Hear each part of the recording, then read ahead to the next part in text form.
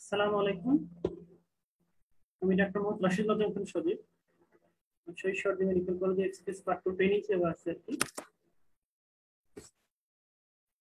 আজ হচ্ছে আমরা ইম্পর্টেন্ট একটা টপিক নিয়ে আলোচনা করব। আপনারা সবাই জানেন যে আমাদের 5th ইয়ার ডেভিডসন কম্বাইন ব্যাচ একটা শুরু হয়েছে। তারই প্রেক্ষিতে আর কি একটা ডেমো ক্লাস নিব আমরা, সেটা হচ্ছে স্ট্রোক মেডিসিনের উপরে। এবং হচ্ছে স্ট্রোক মেডিসিন হচ্ছে এটা থাকবে ওভারঅল 5th ইয়ার এবং ফাইনাল প্রফ কেন্দ্রিক। এখন হচ্ছে আমরা দুইটা প্রশ্ন করছি, যে মনে করেন হচ্ছে এট ফার্স্টে আমরা স্ট্রোকের বেসিক যে জিনিসটা আলটিমেটলি কই থেকে আসে, আলটিমেটলি কোথায় লেশন হলে কি হয়, এই রিলেটেড টপিকগুলো নিয়ে প্রথম আলোচনা করবো, দিন আমরা ডেভিশনে যাবো। ঠিক আছে? যাক, সবচেয়ে বড় কথা হচ্ছে সবাই এই করোনার ভিতরে আলহামদুলিল্লাহ যারা সুস্থ আছে তারা সুস্থ থাকার চেষ্টা করবেন। আর যারা হচ্ছে অসুস্থ তাদের জন্য আমরা সবাই দোয়া করি, আল্লাহ যেন তাদেরকে দ্রুত অসুস্থতা দান করে। আর হচ্ছে যারা ফ্রেন্ড আছে, আমরা আমাদের যাদের ফ্রেন্ড আছে, যাদের পরিচিত ফ্রেন্ড আছে, তাদেরকে আমরা ইনভাইট করি আর কি। কারণ ক্লাসটা হচ্ছে আমার মনে হয়েছে আর কি আপনাদের জন্য খুব ইম্পর্টেন্ট থাকবে। এখন আমার ক্লাসটা যেহেতু ফাইনাল প্রফ এবং হচ্ছে ওরিয়েন্টেড, ফাইনাল প্রফে কি কি স্ট্রোক থেকে ধরে এবং আপনারা কি কি ভুল করেন অনেক কিছু জানেন, কিন্তু দেখা যাচ্ছে যে যেহেতু স্ট্রোক থেকে আপনি রিটেনে, আবার হচ্ছে আপনার শর্ট কেস, লং কেস, আবার হচ্ছে ভাইবা, প্রত্যেকটা ইভেন হসপিটাল থাকে। আলটিমেটলি আমি যেহেতু ফেজটা পার করে আসছি, আমি কিন্তু জানি কি কি জিনিসগুলো আসে, আমরা কি কি ভুল করছি, সেই জিনিসটা আমি কিন্তু আলোচনা করবো। আপনাদের সামনে একটা ছোট হ্যান্ড নোট রাখবেন, খাতা রাখবেন। ঠিক আছে? তাহলে এটা সুবিধা হচ্ছে যে জিনিসগুলো থাকবে।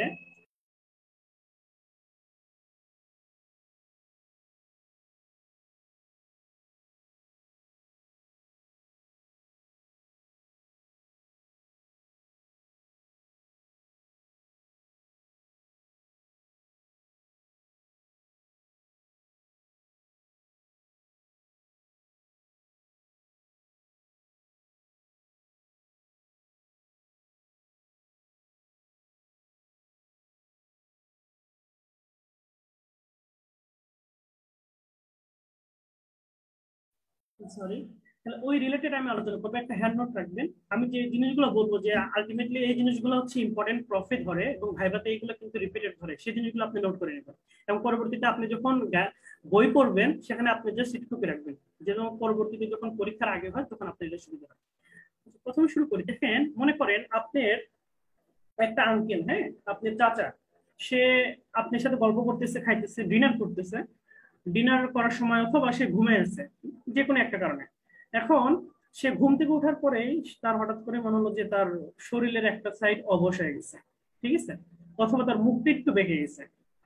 হ্যাঁ, অথবা মনে করেন যে তার হচ্ছে দেখতে একটু সমস্যা হচ্ছে, সবচেয়ে বেশি হচ্ছে হাতে হাত পা দুর্বল হয়ে গেছে এবং এটা এক সাইডে, এটা মাথায় রাখতে হবে। হ্যাঁ, হঠাৎ করে, কিন্তু এটা হচ্ছে রাত্রে ঘুমাইছে, ঘুম থেকে ওঠার পরে তার এই একটা সমস্যা এরকম হয়েছে আর কি। সাথে সাথে সে যখন কথা বলতেছে, কথা বলার সময় দেখা যাচ্ছে তার কথা দিয়ে আটকে যাচ্ছে। এটা একটা কন্ডিশন। চাচার বয়স হচ্ছে মনে করেন প্রায় 60+, তার ডায়াবেটিস আছে, প্রেশার আছে, এই রিলেটেড জিনিসগুলো তার আছে। সে অনেক দিন ধরে ডায়াবেটিসের ওষুধ খাচ্ছে, কিন্তু ডায়াবেটিসটা আনকন্ট্রোল। এরপরে মনে করেন আপনারই খুব পরিচিত একজন ইয়ং এজের একজন ফ্রেন্ড, ঠিক আছে, সে খুব খেলাধুলা করতেছে। ঠিক আছে, খেলাধুলা সে খুব পছন্দ করে, সে ফিল্ডে খেলতেছে। ইন টাইম সে হঠাৎ করেই তার শরীরটা ঝাঁকুনি দিয়েই সে একটু পড়ে গেল আর কি, সাথে সাথে বমি করে ফেললো এবং সামহাও সে হসপিটালাইজড হলো। এবং সেম তারও দেখা যাচ্ছে যে তার একটা সাইড দুর্বল, সে কথা বলতে পারতেছে না। সে আপনাকে চিনতেছে কিন্তু সে কথা বলতে পারতেছে না, বয়স কিন্তু তার কম। ঠিক আছে? তো আলটিমেটলি এই যে জিনিসগুলো হলো, তার দুজনের ভিতরে কিন্তু প্রেজেন্টেশন কিন্তু ভিন্ন। একজনের বয়স বেশি ছিল, একজনের বয়স একটু কম। একজন একটু কাজ করতেছিল আর একজন আলটিমেটলি কাজ না, সে রেস্টে ছিল। তারপর দেখা যাচ্ছে একজনের ডায়াবেটিস, প্রেশার, এইগুলো অনেক দিন ধরে ছিল। আর হচ্ছে আপনার যে ফ্রেন্ড, তার তো এরকম কোনো সমস্যা নেই, তার ইয়ং এজ। তার দুজনে কিন্তু স্ট্রোক, যেটা দুটো স্ট্রোক করছে, যেহেতু শরীরে একটা দুর্বল। একজনের প্রেজেন্টেশন ছিল লাইক সে মানে যাকে বলা হচ্ছে সাইলেন্ট কিলার। হ্যাঁ, সাইলেন্ট কিলারের মতো তার প্রেজেন্টেশন ছিল। আরেকজনের প্রেজেন্টেশন যেটা ছিল সেটা হচ্ছে বেশ ভয়াবহ প্রেজেন্টেশন। সে বুঝাই গেছে সে একটু বমি করে ফেলছে, সে একটু কনসিয়াসনেস তার একটু উল্টা হয়েছে। হ্যাঁ, এবং সে কাজ করতে যে তার বয়সটাও কম, আনলাইক। এই দুইটার প্রেজেন্টেশন কিন্তু দুই রকম। তাহলে বুঝতে হবে যে স্ট্রোক আলটিমেটলি কিন্তু দুই ভাবে আসতেছে, তাই না? এখন স্ট্রোক জিনিসটা কি? এট ফার্স্ট ভাইবা এটা হচ্ছে আপনার পাস করার জন্য মেইন পয়েন্ট, এটা মনে রাখবেন। এবং স্ট্রোক কাকে বলে এটা আপনাকে নিজের মতো করে বললে হবে না, নিজের মতো করে বললে ফেল। এটা হচ্ছে কাট কোশ্চেন থাকে, এবং আপনাকে যখন লং কেস শুরু করবে স্যার, আপনি যখন স্ট্রোক করবেন তখন বলবো যে হোয়াট ইজ স্ট্রোক, স্ট্রোক সম্পর্কে তুমি বলো, তখন আপনি কিন্তু ডেফিনেশনটা সুন্দর মতো মুখস্থের মতো করে বলবেন, ঠিক আছে? প্রথমে দেখেন আমরা একটা জিনিস আলোচনা করবো, stroke is nothing but a cerebral vascular disease. মানে আপনার ব্রেনে যে আলটিমেটলি ব্লাড সাপ্লাই হচ্ছে, সেই ব্লাড সাপ্লাই যদি কোনো সমস্যা হয়, হ্যাম্পার হয়, তাহলে স্ট্রোক হবে, এরই তো। এখন কথা হচ্ছে এই যে ব্লাড সাপ্লাই যে দিচ্ছে আলটিমেটলি, একটা জিনিস চিন্তা ভাবনা করেন, এটা আপনাদের জানার জন্য, যেহেতু আপনার স্ট্রোকে আলটিমেটলি পড়তেছেন, এটা হচ্ছে আপনার জানার জন্য। স্ট্রোকের আপনার ব্রেনের কথা চিন্তা ভাবনা করেন, ব্রেনে কিন্তু আলটিমেটলি আপনার ব্লাড সাপ্লাই আছে মানে কয়েকটা ওয়েতে হইতে পারে, তাই না? তার ভিতরে একটা আছে সার্কেল অফ উইলিস, সবচেয়ে ইম্পর্টেন্ট একটা সার্কেল। এই সার্কেলটা আপনি যদি চিন্তা ভাবনা করেন, শুরুতেই ভাবেন আপনার ব্রেনকে কিন্তু মোট 4টা ভেসেল সবকিছু সাপ্লাই দেয়, তার ব্রাঞ্চ হয়েছে অন্যগুলা। 4টা ভেসেল কি কি? একটা হচ্ছে আপনার internal carotid artery, internal carotid artery থেকে 2টা, আর একটা হচ্ছে ভার্টিকুলার আর্টারি, সেটা থেকে হচ্ছে 2টা। তাহলে এই মিলে হচ্ছে মোট 4টা ভেসেল। এখন তারা তার মধ্যে ব্রাঞ্চ দেয়, যেমন মনে করেন এখানে প্রথমে এই ভার্টিকুলার আর্টারি হলো, এই ভার্টিকুলার আর্টারিটা পরবর্তীতে দেখেন সেখানে সে তৈরি করছে পোস্টারিয়র সেরেব্রাল আর্টারি, সে পোস্টারিয়র সেরেব্রাল আর্টারি পরবর্তীতে আবার এই সাইডে দেখেন এখানে আবার ইন্টারনাল ক্যারোটিড আর্টারি 2টা, সেই ইন্টারনাল ক্যারোটিড আর্টারি থেকে মিডল সেরেব্রাল আর্টারি গেছে, তারপর এখানে অ্যান্টেরিয়র সেরেব্রাল আর্টারি গেছে। হ্যাঁ, তার মানে আপনি বুঝেন এই ইন্টারনাল ক্যারোটিড আর্টারি আর এই আপনার হচ্ছে ভার্টিকুলার আর্টারি, যে 2 পেয়ারস, এরাই বিভিন্ন ব্রাঞ্চ করে তার ব্রেনটাকে বিভিন্ন জায়গায় সাপ্লাই দিচ্ছে, ঠিক আছে? এখন এটা থেকে বেজ অফ দ্য ব্রেনে একেবারে মেইন রিজিয়নে এইভাবে কিন্তু দেখেন সুন্দর মতো বিভিন্ন জায়গায় ছড়াই ছিটে যাচ্ছে, বেজিলার রেডি হয়ে যাচ্ছে, তারপর এখন যে জিনিসটা ইম্পর্টেন্ট, এই যে ব্লাড গুলো আপনাকে দিচ্ছে, আপনারা জানেন যে ব্রেন একটা ভাইটাল অর্গান। এখন এই ব্লাড সাপ্লাই 2টা কারণে হ্যাম্পার হতে পারে। একটা কারণ হতে পারে, আপনারা এটা খুব ভালো করে জানেন, থ্রম্বোসিস হতে পারে। থ্রম্বোসিস হওয়ার কারণে তার আলটিমেটলি ব্লাড সার্কুলেশনের সমস্যা হচ্ছে, যেতে পারতেছে না, তাই না? সেখানে ইস্কিমিয়া হচ্ছে, এবং ইস্কিমিয়ার জন্য আলটিমেটলি ব্রেন যে টিস্যুগুলো আছে সেগুলো ডেথ হচ্ছে। আপনারা এটা ভালো করে জানেন যে ব্রেনের যে টিস্যুগুলো থাকে এগুলো হচ্ছে টোটাল পার্মানেন্ট টিস্যু, এগুলোতে কিন্তু আলটিমেটলি কোনো জেনারেশন হয় না, কোনো জিনিস তৈরি হয় না। তাহলে এই যে আপনার সেরেব্রাল যে মানে সার্কুলেশন, যে থ্রম্বোসিস হওয়ার কারণে সেই জিনিসটা যে যেতে পারতেছে না, তার জন্য যে ইস্কিমিয়া ডেভেলপ করলো, একে বলে সেরেব্রাল ইস্কিমিয়া। এবং এই যে আপনি আলটিমেটলি থ্রম্বোসিসের কারণে যে মানে স্ট্রোকটা হলো আপনার, সেকে বলা হয় ইস্কেমিক স্ট্রোক। তার মানে ইস্কেমিক স্ট্রোক এই জিনিসটা কিন্তু মোস্ট কমন, এটা পরীক্ষা করে। আপনাকে যখন স্ট্রোকের সঙ্গে বলবে তখন প্রথমে স্যার বলবো যে স্ট্রোক কয় ধরনের আছে, তখন আপনি বলবেন স্যার স্ট্রোক 2 ধরনের হতে পারে। একটা হচ্ছে যেটা বললেন যে ব্লাড সার্কুলেশনে হ্যাম্পার হয়েছে, তার জন্য একটা স্ট্রোক ইস্কেমিক। আর একটা হচ্ছে কোনো একটা কারণে ব্লাড ভেসেল রাপচার হয়ে গেছে, প্রেশার অনেক হাই, সে আনকন্ট্রোল একটা প্রেশার, কিংবা যে কোনো কারণে তার আগে একটা ভেরি এনিউরিজম ছিল, মানে তার একটা অ্যাবনর্মাল ডাইলাটেশন অফ ভেসেল ছিল, সেটা রাপচার হয়ে গেছে, তার মাধ্যমে কিন্তু স্ট্রোক হতে পারে। এখন এটা হচ্ছে হিমোরেজিক স্ট্রোক। তার মানে এটা বুঝলেন যে স্ট্রোক 2 ভাবে আসতে পারে, একটা হচ্ছে ইসকেমিক স্ট্রোক, একটা হিমোরেজিক স্ট্রোক। এখন ইসকেমিক স্ট্রোক সম্পর্কে বলা হয়েছে প্রায় 85%, আর হিমোরেজিক স্ট্রোক অনলি 15%। তার মানে ইসকেমিক যে স্ট্রোকটা আলটিমেটলি কত, প্রায় 85%-এর মধ্যে থাকে, এটা অনেক বেশি কিন্তু। তার মানে আমরা যে স্ট্রোক গুলো দেখি তার 100 জনের 85 জন কিন্তু ইসকেমিক স্ট্রোক হিসেবে প্রেজেন্ট করে, আর হিমোরেজিক স্ট্রোক খুবই কম, 15%। এই দুটো ডিফারেন্স এটা পরবর্তী আলোচনা করবো। তার মানে এই সার্কেল অফ যে উইলস, এটা হচ্ছে মেইন আর কিছু না। এইটার যখন ভেসেলের ব্লাড সার্কুলেশনে হ্যাম্পার হয়, তখন একটা পেশেন্ট স্ট্রোক নিয়ে প্রেজেন্ট করে, ঠিক আছে? এবং স্ট্রোক কি 2 ভাবে, এটা তো জানার। এখন ইম্পর্টেন্ট একটা জিনিস দেখেন, আপনারা যে জিনিসটা কনসেপ্টটা সবচেয়ে মানে ভুল হয়, সেটা হচ্ছে এটা আপার মোটর নিউরন আর লোয়ার মোটর নিউরন জিনিসটা কি, এটা খুব ইম্পর্টেন্ট। আপনার পরীক্ষা হলে স্যার বলে যে এটা কি, এটা তুমি কি পাইছো, তুমি এক্সামিনেশন করে কি পাইছো, তখন আপনার ধাপ করে বলে দেন স্যার এটা, অনেকেই বলে দেন যে স্যার আমি প্লান্টার ফ্লেক্সর পেয়েছি, তখন স্যার হঠাৎ করে বলে কিংবা প্লান্টার এক্সটেন্সর পেয়েছে, আচ্ছা স্ট্রোক কি আপার মোটর না লোয়ার মোটর, তখন অনেকে বলে স্যার লোয়ার মোটর নিউরন, তখন কিন্তু ফেল করে দেয়। তার মানে আপনাকে এতটুকু কনসেপ্ট ক্লিয়ার রাখতে হবে, what is upper motor neuron, what is lower motor neuron, upper motor neuron জিনিসটা কি, আর হচ্ছে লোয়ার মোটর নিউরন জিনিসটা কি। এখন এখন আপার মোটর নিউরন সেটা হচ্ছে, খুব মনোযোগ দিয়ে শুনবেন, এটা কিন্তু কনসেপ্ট আজীবন আপনার পোস্ট গ্রাজুয়েশনে লাগবে, এমআরসিপি তে লাগবে, এফসিপিসি লাগবে, রেসিডেন্সিতে লাগবে। এই আপার মোটর লোয়ার মোটর। আপার মোটর হচ্ছে, আপার মোটর মানে বোঝা যাচ্ছে অনেক উপরে, লোয়ার মানে নিচে।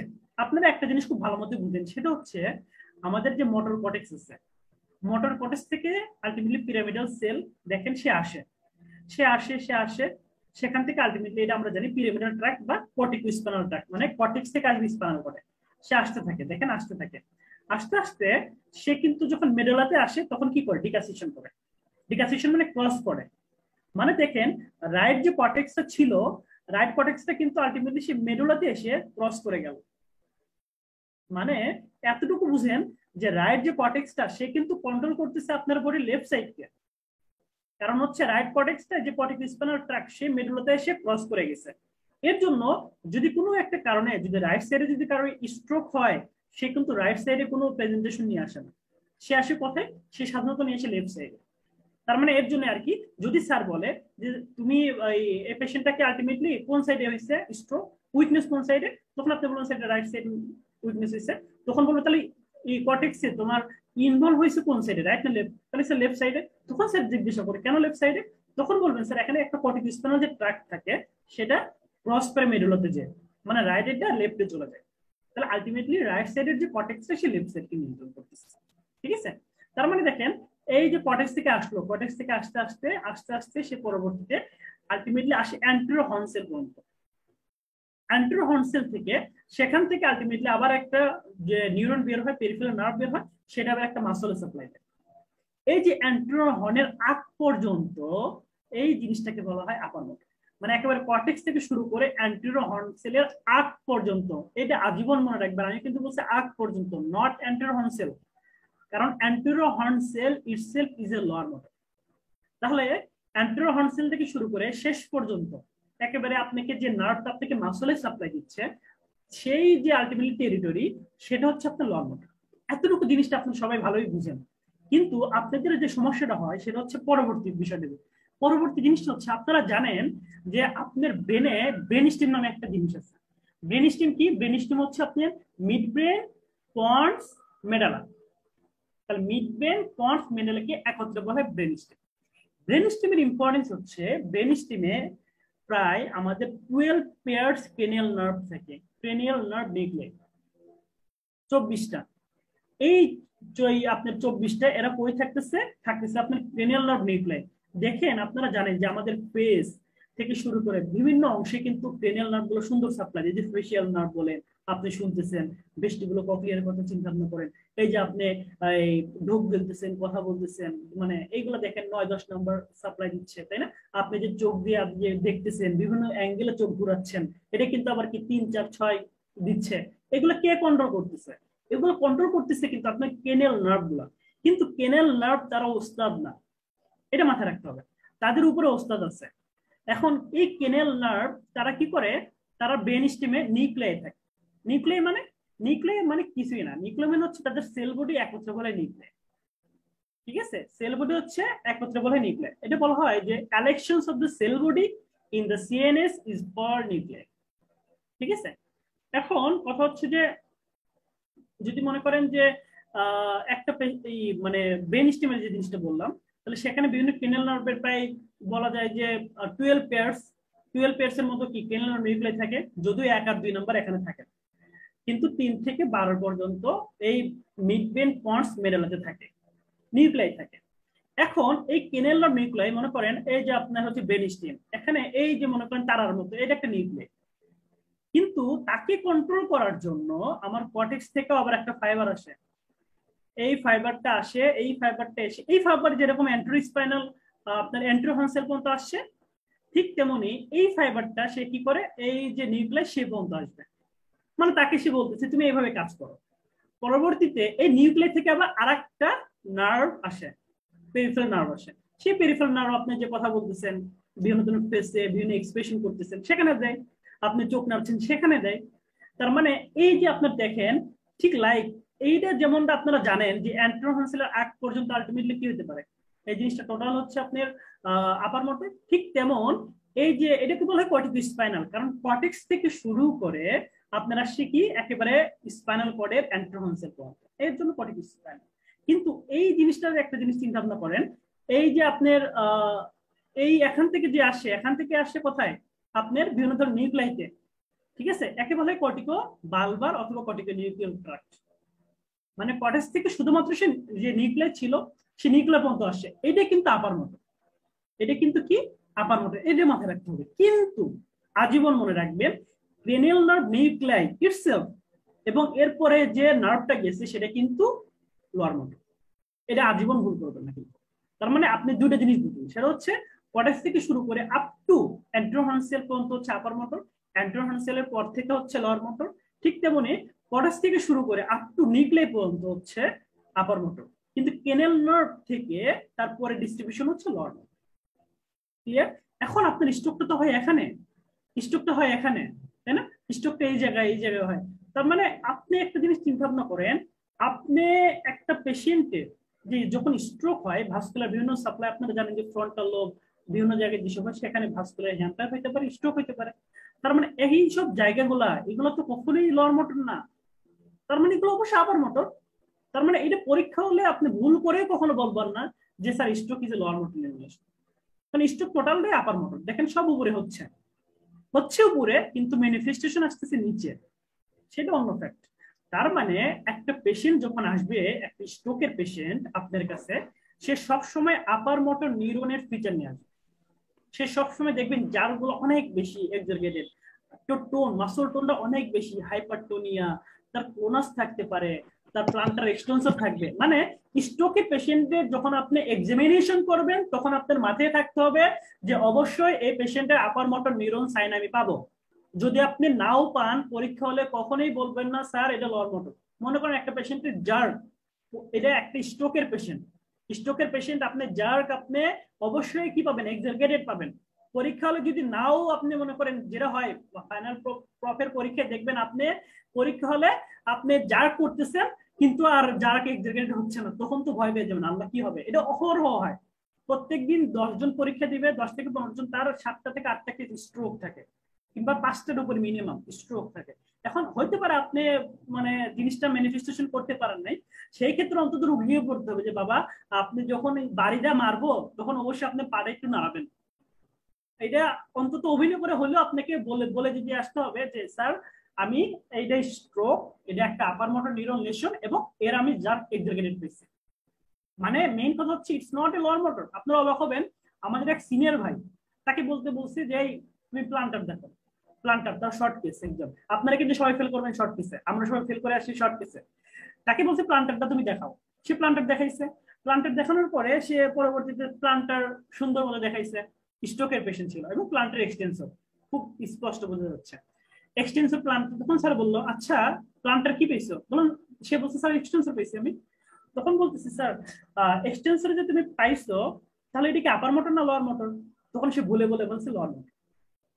ঠিক আছে, লোয়ার মোটর। তখন বলতেছে স্ট্রোক লোয়ার মোটর নিউরোলেশন। তখন সে বলতেছে স্যার স্ট্রোক তো স্যার, সে তখন ভেবাচাকে খেয়ে গেছে, দেখেন স্যার কিভাবে করছে। তখন স্যার বলছে তুমি পরে আসো, ওনাকে একটা কোশ্চেনে ধরছে এবং সে পরে আসে প্রায় 6 মাস পরে। 6 মাস পরে সে আবার পরীক্ষা আসছে শুধুমাত্র এই একটা ভুল করার জন্য।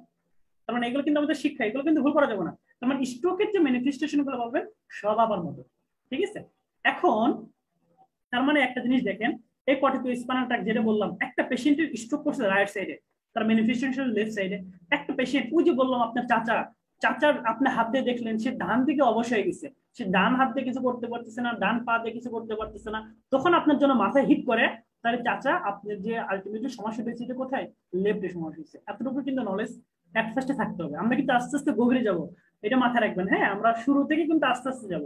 আপনাদের কিন্তু আমি সবাইকে কোশ্চেন করার মতো সবাইকে ওই এলাও করছে, যদি না বুঝেন কোনো সমস্যা নেই, কথা হচ্ছে যে কনসেপ্টটা ক্লিয়ার রাখবেন। ঠিক আছে, কোনো ইনার লজ্জা শরম বাদ দিয়ে বলবেন যে এটা আমি বুঝতেছি না, তখন আলটিমেটলি জিনিসটা হচ্ছে আপনি বলবেন আর কি। আচ্ছা, এরপরে আসেন। তাহলে এখন তাহলে এতটুকু বুঝলাম যে আপার মোটর পাবো, একটা জায়গায় গেলে সম্পূর্ণ জিনিসটা দেখা যাচ্ছে যে যদি এক সাইডে হয় তাহলে অপোজিট দিকে দুর্বল, খুব ভালো, এগুলো সব বুঝছেন আপনি। এখন কথা হচ্ছে একটা অ্যাটিপিক্যাল একটা জিনিস ঢুকি। অ্যাটিপিক্যাল জিনিস হচ্ছে এই যে আমি বললাম এতক্ষণ চিল্লাইলাম যে দেখেন ভাইয়া পুরা এখানে কিন্তু আপনার কি আছে, এখানে কিন্তু ব্রেন স্টিম আছে। ব্রেন স্টিমে কি আছে? ব্রেন স্টিমে আলটিমেটলি অনেকগুলো ক্রেনিয়াল নিউক্লিয়াস আছে। কিন্তু আপনি এখন কিন্তু ফট করে আমাকে জিজ্ঞাসা করতে পারেন, ভাইয়া আপনি তো বললেন ঠিকই, কিন্তু ক্রেনিয়াল নার্ভ নিউক্লিয়াই, এখানে তো ক্রেনিয়াল নার্ভ নিউক্লিয়াই তো নিজে তো একটা কি আলটিমেটলি, এটা তো লোয়ার মোটর। তাহলে কি কোনো কারণে ক্রেনিয়াল নার্ভ নিউক্লিয়ার যদি কোনো ইনজুরি হয় কিংবা ভাস্কুলার যদি কম্প্রোমাইজ হয়, ব্লাড সাপ্লাই না যায়, তখন কি হবে? এই কোশ্চেনটা আমাকে করতে পারেন না? কারণ এতটুকু তো ছিলাম সব, কিন্তু যখন আপনি ব্রেন স্টিমে ঢুকছেন, ব্রেন স্টিমে যখন ক্রেনিয়াল নার্ভ নিউক্লিয়ার গুলো আছে, হ্যাঁ ক্রেনিয়াল নার্ভ নিউক্লিয়ার থাকলে তখন তখন আপনি বলবেন যে ভাইয়া যে এখানে তো আলটিমেটলি যখন স্ট্রোক করবে তাহলে কিন্তু ক্রেনিয়াল নার্ভ নিউক্লিয়ারও যাবে, তখন কিন্তু ক্রেনিয়াল নার্ভ নিউক্লিয়ার জন্য সে রুগীটা কিন্তু লোয়ার মোটর দেখাবে, তাই না? বলতেছে হ্যাঁ এটাই।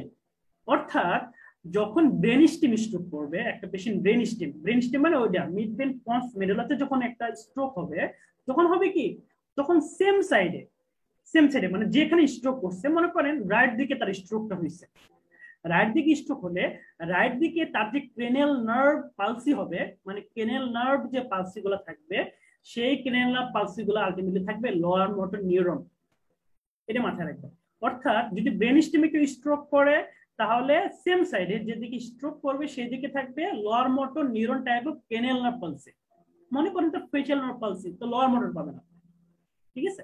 এখন অপোজিট দিকে যেটা বললাম কর্টিক স্পাইনাল ট্র্যাক্ট যাবে, মানে অপোজিট দিকে পাবেন আপার মোটর নিউরন। তাহলে সেম দিকে আপনি কি পাচ্ছেন? সেম দিকে পাচ্ছেন হচ্ছে lower motor neuron type of cranial nerve palsy, এগুলো কিন্তু একটু টুকে রাখবেন। আর অপোজিট দিকে কি পাচ্ছেন? আপার মোটর নিউরন। এখন এই যে সেম দিকে পেলেন হচ্ছে আপনি লোয়ার মোটর, আর অপোজিট দিকে আপার মোটর, এই যে একটু ক্রস হলো, দেখেন একটু ক্রসের মতো হলো না? তার যে লেশনটা একটু ক্রসের মতো মনে হয়েছে, একে বলা হয় ক্রস প্যারালাইসিস। তার মানে এগুলো হচ্ছে অনার্সের কোশ্চেন। আপনাকে ধরবে যে আচ্ছা বাবু বলো তো ব্রেন স্টিমে কি স্ট্রোক হতে পারে, তখন কি হবে? তখন আপনি বলবেন স্যার এটা হইলে ক্রস প্যারালাইসিস হবে। তখন বলবে যে ক্রস প্যারালাইসিস জিনিসটা কি? তখন আপনি বলবেন স্যার যে যেদিকে লেশনটা হবে সেই দিকে lower motor neuron type of cranial nerve palsy পাবো, আর অপোজিট দিকে আপার মোটর নিউরন পাবো, মানে যে যে ট্র্যাকটা গেছে পিরামিড ট্র্যাক, সেই ফিচার পাবো। একে বলা হয় কি আলটিমেটলি ক্রস প্যারালাইসিস। এখন দেখেন আপনি খুব সহজেই বুঝতে পারবেন তার লেশনটা কোথায়। বিভিন্ন ধরনের নাম আছে, এই ওয়েবার সিনড্রোম, মিলার গুবলার সিনড্রোম, অনেকগুলো নাম আছে, এগুলো কিচ্ছু না, এগুলো হচ্ছে ব্রেন স্টিমুলেশন হয়। মনে করেন আপনাকে বলি ক্রেনিয়াল নার্ভ নিউক্লাই মিড ব্রেনে যেটা আছে, মিড ব্রেনে ক্রেনিয়াল নার্ভ থেকে 3-4, পন্সে থাকে 5-6-7-8, মেডুলাতে থাকে 9-10-11-12। তাহলে আলটিমেটলি কি হলো? প্রথম হচ্ছে 3-4, ঠিক আছে, 3-4 পর হচ্ছে 5-8 থাকে কোথায়? পন্সে। 9-12 কোথায়? মেডালাতে। মনে করেন একটা পেশেন্ট, সে আপনি এক্সামিনেশন করে দেখলেন তার 3 নাম্বার আর 4 নাম্বার ক্রেনিয়াল নার্ভের সমস্যা, এবং সেম যে সমস্যা সেটা হচ্ছে লোয়ার মোটর নিউরন। আর এগুলো আর কি এক্সামিনেশন করে বুঝলেন তার third nerve palsy, fourth nerve palsy. এবং তার অপোজিট দিকে এটা আপনি বুঝলেন যে তার কি আছে, যে হেমিপ্যারেসিস সেটা আছে, স্ট্রোকের যেটা আপার মোটর সেটা আছে। তার মানে এটা কোথাও না, লেশনটা তো আমার মিড ব্রেনে। মনে করেন একটা পেশেন্টের মনে করেন তার হচ্ছে 8 নার্ভ আর 6 নার্ভ তার পালসে আছে, অথবা 7 নার্ভ পালসে আছে, ঠিক আছে, আর হচ্ছে আলটিমেটলি তার অন্য সব ক্রেনিয়াল নার্ভ ওকে, এবং সে অপোজিট দিকে আলটিমেটলি কি দেখাচ্ছে? অপোজিট দিকে হচ্ছে তার হেমিপ্যারেসিস আছে। সেম সাইডে যখন আপনি দেখলেন একটা ক্রেনিয়াল নার্ভ 6-7 সমস্যা, অপোজিট দিকে হেমিপ্যারেসিস, তার মানে রিলেশনটা কোথায়? কোনসে? সেম। আমার যদি 12 নার্ভের সমস্যা হয়, 9 নার্ভের সমস্যা আপনি যদি ধরে পান, সেম সাইডে অপোজিট দিকে হেমিপ্যারেসিস, কোথায় সমস্যা? মেরুলাতে। তার মানে এটা দেখেন আপনি স্ট্রোকটা কোথায়, ব্রেনের ব্রেন স্টিমের কথা, এটা কিন্তু আপনি ইজিলি ধরতে পারছেন। জিনিসটা কিন্তু খুব কঠিন না, তাই না? আচ্ছা, এরপরে আসেন এই যে সুন্দর একটা চিত্র ফিগার, এটা হচ্ছে পজিশনের জন্য ইম্পর্টেন্ট, আপনাদের জন্য ইম্পর্টেন্ট। একে আপনারা ছোটবেলা থেকে পড়ে আসেন, গ্রেস অ্যানাটমিতে ছিল, বিটিতে ছিল, দত্ততে ছিল, কিন্তু আসলে পড়া হয়নি চক্ষু মিলে, এটা জাস্ট ছবিই ছিল। কিন্তু এটা ইম্পর্টেন্ট একটা ম্যাপ। এই ম্যাপকে বলা হয় হোমানকুলাস ম্যাপ। আপনার ব্রেনের কোন পোর্শনটা কোথায় কি আছে সেই জিনিসটা আলটিমেটলি এই জিনিসটা দিয়ে বুঝতে পারবেন, ঠিক আছে? এটা খুব সুন্দর একটা ম্যাপ। এখন কথা হচ্ছে যে আলটিমেটলি এই জিনিসটা আমরা কি বুঝি? দেখেন, এটা যেহেতু বলছি হোমানকুলাস ম্যাপ, মানে সেই ম্যাপ আপনাকে বলে দিচ্ছে আপনার ব্রেনের কোন অংশটা কোন জিনিসটা দ্বারা কন্ট্রোল হবে, এটা আপনাকে ম্যাপটা ডিটারমাইন করে দিচ্ছে। এখন একটা জিনিস চিন্তা ভাবনা করেন, আপনার ব্রেনের দুইটা সারফেস আছে, একটা হচ্ছে মিডল সারফেস, একটা হচ্ছে ল্যাটারাল সারফেস। একটা মিডল সারফেস, একটা কি ল্যাটারাল সারফেস। এই জয়া একটু মিউট করে নিলে ভালো হয়। হ্যাঁ, যখন আমরা কথা বলবো তখন হচ্ছে আমরা আনমিউট করে কথা বলবো যদি কোনো কোশ্চেন থাকে। তাহলে এখন কথা হচ্ছে দেখেন এই যে মিডল সারফেস, এটা ল্যাটারাল সারফেস, এটা মিডল সারফেস, এটা ল্যাটারাল সারফেস। সহজ হিসাব। দেখেন এই যে বিভিন্ন ধরনের মুখ একেবারে চিল্লা জিব্বা টিপা বাইরে করে অস্থির করে ফেলছে। এই যে হাত, কত বড় হাত, ঠোঁট কত বড়, আল্লাহ, পুরো একটা দৈত্য। আসলে কিন্তু দৈত্য না, এটা কিন্তু আপনি, এটা কিন্তু আপনার, এটা ম্যাপ যে আপনার শরীরে এটা কি কি দেখাচ্ছে। এটা ইটস নাথিং মানে বাট ইউ, এটা হচ্ছে আপনি, আপনি আমি, আমার ব্রেনটা এভাবে কাজ করতেছে। আবার মিডল পোর্শনে দেখেন এই যে জেনিটালিয়া, তারপর হচ্ছে একটা পা, তাই না? তার মানে বোঝা যাচ্ছে এই যে ব্রেনের মিডল সারফেস, এই যে ব্রেনের ল্যাটারাল সারফেস, ব্রেনের যে মিডল সারফেসটা আছে, অর্থাৎ মিডল সারফেস বলতে ফ্রন্টাল লোবের মিডিয়াল, প্যারাটাল লোবের মিডিয়াল, টেম্পোরালের মিডিয়াল। এই মিডল সারফেস গুলা যে বিভিন্ন ধরনের লোবের মিডল সারফেস, সেগুলোকে আলটিমেটলি কন্ট্রোল, মানে এই যে মিডল সারফেসটা কাকে কন্ট্রোল করতেছে? আপনার পাকে কন্ট্রোল করতেছে, আপনার জেনিটালিয়াকে কন্ট্রোল করতেছে, আপনার পেরিনিয়াম, পেরিনিয়াম মানে বুঝলেন তো আর কি, ঠিক আছে? পেরিনিয়ামটা কন্ট্রোল করতেছে, পাকে কন্ট্রোল করতেছে, আমাদের জেনিটালিয়া, ঠিক আছে, আমাদের লজ্জা স্থানকে কন্ট্রোল করতেছে। মানে একটা পেশেন্টের যখন আলটিমেটলি স্ট্রোক হয়, যদি দেখেন যে শুধুমাত্র তার পাতে সমস্যা হচ্ছে, একটা পা তার অবশ হয়ে গেছে, অথবা তার মানে লজ্জা স্থান সেখানে, কিন্তু তার জেনিটালিয়া কোনো সেন্সেশন নাই, মানে এটা আপনি ধরে নেবেন যে তাহলে তার ব্রেনের মিডল সার্ফেসটা গেছে, মিডল সার্ফেসের সামহাও কোনো পোর্শনটা গেছে, middle surface of the brain. এখন এই মিডল সার্ফেস অফ দ্য ব্রেনকে কন্ট্রোল করতেছে কি দেখেন, এই মিডল সার্ফেস অফ ব্রেনকে কন্ট্রোল করতেছে অ্যান্টেরিয়র সিলিয়ারি আর্টারি। মানে যখন একটা পেশেন্টের অ্যান্টেরিয়র সিলিয়ারি আর্টারি ব্লক হবে, অ্যান্টেরিয়র সিলিয়ারি আর্টারি যদি কোনো কারণে যদি ব্লক হয়, তাহলে ওই পেশেন্টটা নিয়ে আসবে কি, দেখা যাবে যে শুধুমাত্র একটা একটা পায়ে মনোপ্যারেসিস, একটা পায়ে তার হচ্ছে অবশ হয়ে গেছে, অথবা তার জেনিটালে কোনো সেন্সেশন থাকতেছে না। এটা হচ্ছে অ্যান্টেরিয়র সিলিয়ারি আর্টারি যদি ব্লক হয়। এখন একটা পেশেন্ট মনে করেন নিয়ে আসছে, তার হচ্ছে হাত অবশ হয়ে গেছে, সাথে সাথে অথবা সে কথা বলতে পারতেছে না, এটা খুবই কমন। আপনি কি স্পিচ থেকে ভাইবে ধরবেই এই লং কেসে, কারণ আপনার যে পেশেন্ট থাকবে, পেশেন্ট কথা বলতে পারবে না। পেশেন্ট বলবে যে চাচা আপনার নাম কি, সে কথা বলবে, বলবে যে মানে সে ভেঙে ভেঙে কথা বলবে। এটা একটা হইতে পারে। আর একটা হইতে পারে যে আপনি বলতেছেন চাচা আপনার নাম কি, তখন সে উল্টা পাল্টা বলতেছে, বাবা আমি কই আছি, আমি এখন চলে যাব, হ্যাঁ আমি এখন খাবো, এমন লাগতেছে কেন, মানে তার কোনো কন্ট্রোল নাই। তাহলে আলটিমেটলি সে কথা বলতে পারে দুই ভাবে, একটা হচ্ছে এক্সপ্রেস করতে পারতেছে না, তাকে বলে এক্সপ্রেসিভ অ্যাপাসিয়া। আর হচ্ছে আর একটা জিনিস কি, সে কথা বলতেছে ঠিকই কিন্তু ইররিলেভেন্ট, কোনো মাথা মুন্ডু কিছুই নাই, এটা হইতে পারে, এটা বলে রিসেপটিভ অ্যাপাসিয়া। তাহলে ওই পেশেন্টের কি আছে, ওই পেশেন্টের, এটা আপনি মাথায় রাখবেন যে ওই পেশেন্টের আলটিমেটলি যদি, সাধারণত আপনাদের কাছে যারা পরীক্ষা দিবেন ফাইনাল প্রফে, কখনোই রিসিপে ভাসিয়ে দেয় না, কারণ ওটা হচ্ছে একটা পাগল, ঠিক আছে? ওটা যদি আপনি মানে ভাই বা বোর্ডে নেন, ওকে ঠান্ডা করতে করতে পরীক্ষা শেষ, স্যাররা ওইটা জানে, ঠিক আছে? এবং এর জন্য হচ্ছে আপনারা রিসিপে ভাসিয়ে পাবেন না, জানার জন্য আর কি। এখন আপনারা এক্সপ্রেসিভ ভাসিয়ে পাবেন, এক্সপ্রেসিভ ভাসিয়ে আর রিসিপে ভাসিয়ে। যখন আলটিমেটলি সে কথা বলতে মানে সে আপনি সে বুঝতেছে, সে বুঝতেছে আপনি কি বলতেছেন, সে কিন্তু কথা বলতে পারতেছে না, এক্সপ্রেস করতে পারতেছে না, একে বলে এক্সপ্রেসিভ ভাসিয়ে। কখন হয় এটা, যখন আমাদের ব্রোকাস এরিয়া ইনভলভ হয়, ব্রেনের যে ব্রোকা এরিয়াটা আছে সেটা যখন ইনভলভ হয়, তখন এটা হয় কি এক্সপ্রেসিভ অ্যাপাসিয়া, ঠিক আছে? আর একটা কি বললাম, রিসিপটিভ অ্যাপাসিয়া, যখন আমার প্যারাইটাল লোব অথবা সুপিরিয়র টেম্পোরাল লোব, ঠিক আছে, এখানে একটা ভার্নিক্স এরিয়া আছে, কি এরিয়া, ভার্নিক্স, তার মানে ব্রোকা এরিয়া, ব্রোকা এরিয়া কি করতেছে এক্সপ্রেসিভ, আর ভার্নিক এরিয়া কি করতেছে রিসিপটিভ। এই পেশেন্টটা কি করবে, সে আলটিমেটলি আপনি কি বলতেছেন সে এগুলো ধরতে পারবে না, কিন্তু সে ফ্লুয়েন্টলি কথা বলবে, তার কথা বলা বন্ধ হবে না। তাহলে এটা একটা কি অ্যাপ্রিসিয়েট, এটা হচ্ছে রিসিপটিভ অ্যাপ্রিসিয়েট। এগুলো হচ্ছে পাস করার জন্য। আপনাকে যখন স্যার অনার্স দিতে যাবে, তখন আপনাকে বলবে আচ্ছা তুমি আমাকে বলো তো তাহলে এটা ব্রেনের কোন আর্টারি ব্লক হয়েছে, এবং আপনার জানা উচিত। দেখেন এই পোর্শনটা হচ্ছে lateral surface, lateral surface control করতেছে হ্যান্ড, আর হচ্ছে আপনার ফেস, আর টাং, টাং মানে কথা, মানে স্পিচ। এই জিনিসটা টোটাল কন্ট্রোল করতেছে কে, কন্ট্রোল করতেছে মিডল সেলুলার আর্টারি। মানে এনি টাইপ অফ অ্যাফাসিয়া যদি হয় পেশেন্টের, আপনি জাস্ট বলবেন স্যার আমার মনে হয় ওই পেশেন্টের কোথায় ইনভলভ হয়েছে মিডল সেলুলার আর্টারি। এবং এটা আপনারা জানেন যে ডমিনেন্স বলে একটা কথা আছে, সেরেব্রাল ডমিনেন্স। ডমিনেন্স হচ্ছে একটা রাইট সাইড লেফট সাইড, সাধারণত বলা হয় লেফট ডমিনেন্ট, অর্থাৎ যে মানে এরিয়াতে আলটিমেটলি স্পিচ এরিয়া থাকে সেটা বলা ডোমিনেন্ট হেমিস্ফিয়ার, ঠিক আছে? ডোমিনেন্ট হেমিস্ফিয়ার হচ্ছে স্পিচ এরিয়া যেখানে থাকতেছে। সাধারণত যদি আমরা লেফটে থাকে তাহলে আলটিমেটলি কি লেফট ডোমিনেন্ট হয়। এখন একটা পেশেন্ট মনে করেন তার যখন ডোমিনেন্স মানে কি, ডোমিনেন্স কিন্তু দুটো এরিয়া না, এটা মাথায় রাখতে হবে, ধরবেন এটা দুইটা না, একটা এরিয়া। ডোমিনেন্ট মানে ডোমিনেন্ট সাধারণত লেফটে হয়। একটা পেশেন্টের দেখেন কত সহজ, স্ট্রোকটা কত সহজ। আপনি একটা পেশেন্ট সে এক্সপ্রেসিভ অ্যাফেসিয়া নিয়ে আসে, তখন আপনি বুঝলেন এক্সপ্রেসিভ অ্যাফেসিয়া, তাহলে তার ব্রোকাসের এতে সমস্যা, তাহলে তার ব্রেনের ল্যাটারাল সারফেসের সমস্যা, তাহলে ব্রেনের কোন কোন আর্টারি ব্লক, এটা হচ্ছে মিডল সেলভের আর্টারি ব্লক, আর হচ্ছে তাহলে কোন কোন কর্টেক্সটা ইনভলভ হয়েছে, রাইট কর্টেক্স তো হওয়ার কথা না, সে কি কোন হ্যান্ডি, ডান হাতি, ডান হাতি মানে তো সে লেফটে ইনভলভ করতেছে সাধারণত, কিংবা তার আলটিমেটলি সে যদি কথা বলতে সমস্যা হয় তাহলে তার ডোমিনেন্ট হেমিস্ফিয়ারে সমস্যা হয়েছে।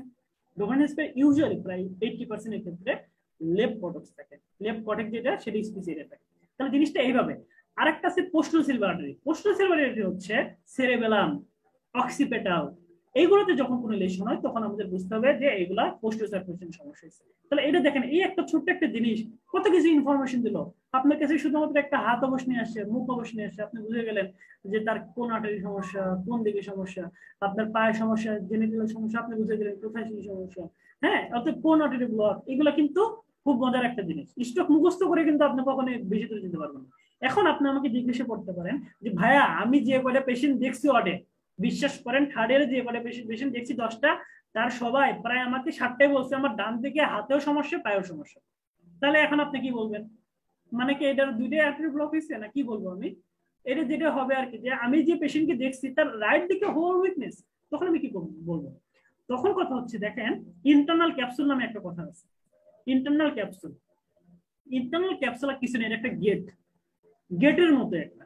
দেখেন গেটটা কেমন, এই যে এত জায়গা থেকে সব ট্র্যাক্ট আসছে, কর্টেক্স এর কতগুলো ট্র্যাক্ট আসছে, সেই কর্টেক্স থেকে প্রথমে হচ্ছে করোনা রেডিয়েটর তৈরি করে, কর্টেক্স থেকে করোনা রেডিয়েটর মানে রেডিয়েট করে সব জায়গায় আসে। তারপর তারা দেখেন একটা ন্যারো লাইন দিয়ে যায়, ন্যারো মানে সবাই মনে করে 1000 জন স্টুডেন্ট ছোট্ট একটা দরজা দিয়ে যাচ্ছে, এমন যেন জিনিসটা। আপনি যদি দরজাটা ব্লক করে দেন তাহলে কি 1000 জন যেতে পারবে? একজনও যেতে পারবে না। এখন কথা হচ্ছে আমাদের যে জিনিসটা হয়, এই যে দেখেন এতগুলো যে ব্লক, এতগুলো যে মানে ট্রাক, সবাই এই ছোট্ট একটা ডোর হইতে যায়, ইন্টারনাল ক্যাপসুলে যায়। সমস্যা হচ্ছে মোস্ট অফ দি স্ট্রোক এখানে হয়, মোস্ট অফ দি স্ট্রোক এখানে হয়। কারণ এখানে যদি আপনি স্ট্রোকটা করেন, আমি এতক্ষণ বললাম মনে করেন এই পোর্শনে যদি তার স্ট্রোক হয়, এই পোর্শনে স্ট্রোক হয়, তখন সে একটা একটা অর্গান নিয়ে আসতে পারে। কিন্তু তার যদি এখানে স্ট্রোক হয়ে যায় তখন কিন্তু সে হোল একটা উইকনেস নিয়ে আসবে। অর্থাৎ তার যদি মনে করেন লেফটে যদি তার মানে ইন্টারনাল ক্যাপসুলে তার যদি কোনো কারণে যদি স্ট্রোক হয়, তাহলে কিন্তু তার প্রত্যেকটা তার রাইট সাইডে সব কিন্তু চলে যাবে। এটা কিন্তু কমন কোশ্চেন। তার মানে একটা পেশেন্ট রাইট সাইডে টোটাল উইকনেস, রাইট সাইডে টোটাল উইকনেস, তার মানে এটা মাথায় রাখবেন, রাইট সাইডে টোটাল উইকনেস মানে তার লেফটে সমস্যা হয়েছে, লেফট কর্টেক্সে সমস্যা হয়েছে, এবং লেফট কর্টেক্সের কোথায় সমস্যা হয়েছে, লেফট কর্টেক্সের সমস্যা হয়েছে আমার আলটিমেটলি ইন্টারনাল ক্যাপসুলে। আর যদি কর্টেক্সে হইতো, মনে করেন একটা ছোট্ট একটা কর্টেক্সের একটা পোর্শন, তখন কিন্তু সে এত বডি ওয়াইডলি স্প্রেড, পুরো হেমিপ্যারেসিস, পুরো এক সাইড কিন্তু এরকম হতো না। যদি ইন্টারনাল ক্যাপসুল হয় মানে বুঝতে হবে যে আসলে আমার গেটে আমার স্ট্রোক হয়েছে। আপনি যে ছোট্ট একটা জিনিস দেখে আরেকটা, সেটা হচ্ছে দেখেন এই যে সেম, এই যে কর্টেক্স থেকে আসছে, কর্টিক স্পাইনাল ট্র্যাক্ট, তারা দেখেন এই যে ইন্টারনাল ক্যাপসুল, এত কিছু এসে দেখেন এই ইন্টারনাল ক্যাপসুলে ছিদ্র দিয়ে যাচ্ছে সবাই, মানে ইন্টারনাল ক্যাপসুল ছাড়া তাদের কোনো ওয়ে নাই, তাহলে সবকিছু ইন্টারনাল ক্যাপসুল দিয়ে যাচ্ছে। এখন একটা জিনিস দেখেন, সেটা হচ্ছে ইন্টারনাল ক্যাপসুল, যে এটা ছোট আর এটা হচ্ছে বড় করে দিছি আর কি। বড় করে দিলে আর কিছু নেই, ইন্টারনাল ক্যাপসুলের বিভিন্ন ধরনের হাত পা আছে।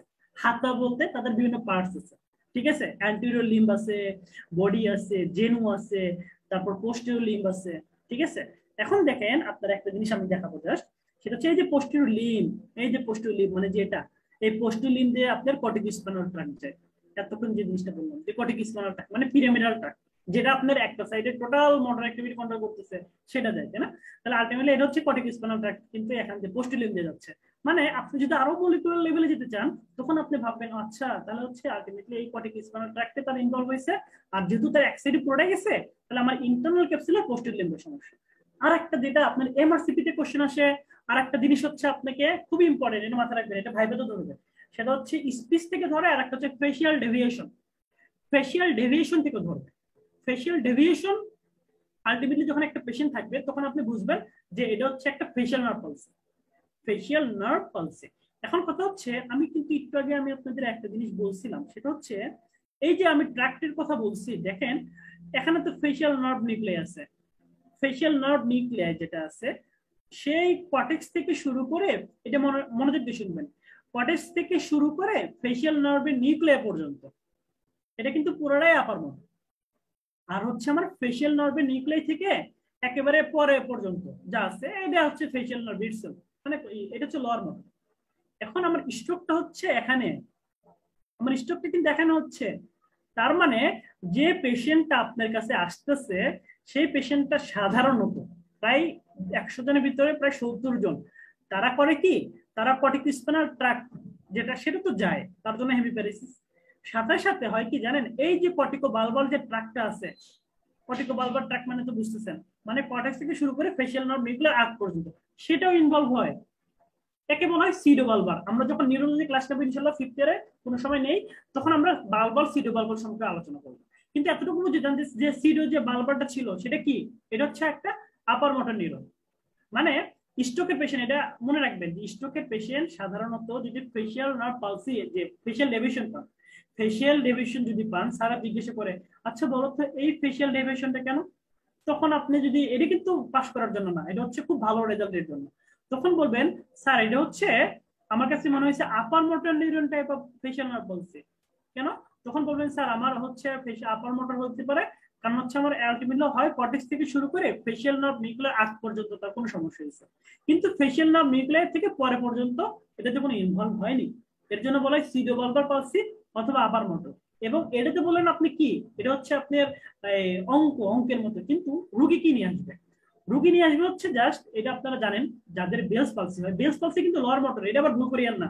বেলস পালসি যেটা আমরা বলি যে Bell's palsy, Bell phenomena, Bell's palsy হচ্ছে ফেসিয়াল নার্ভ নিউক্লিয়াস থেকে পরে পর্যন্ত, এটা হচ্ছে পিওরলি লোয়ার মোটর।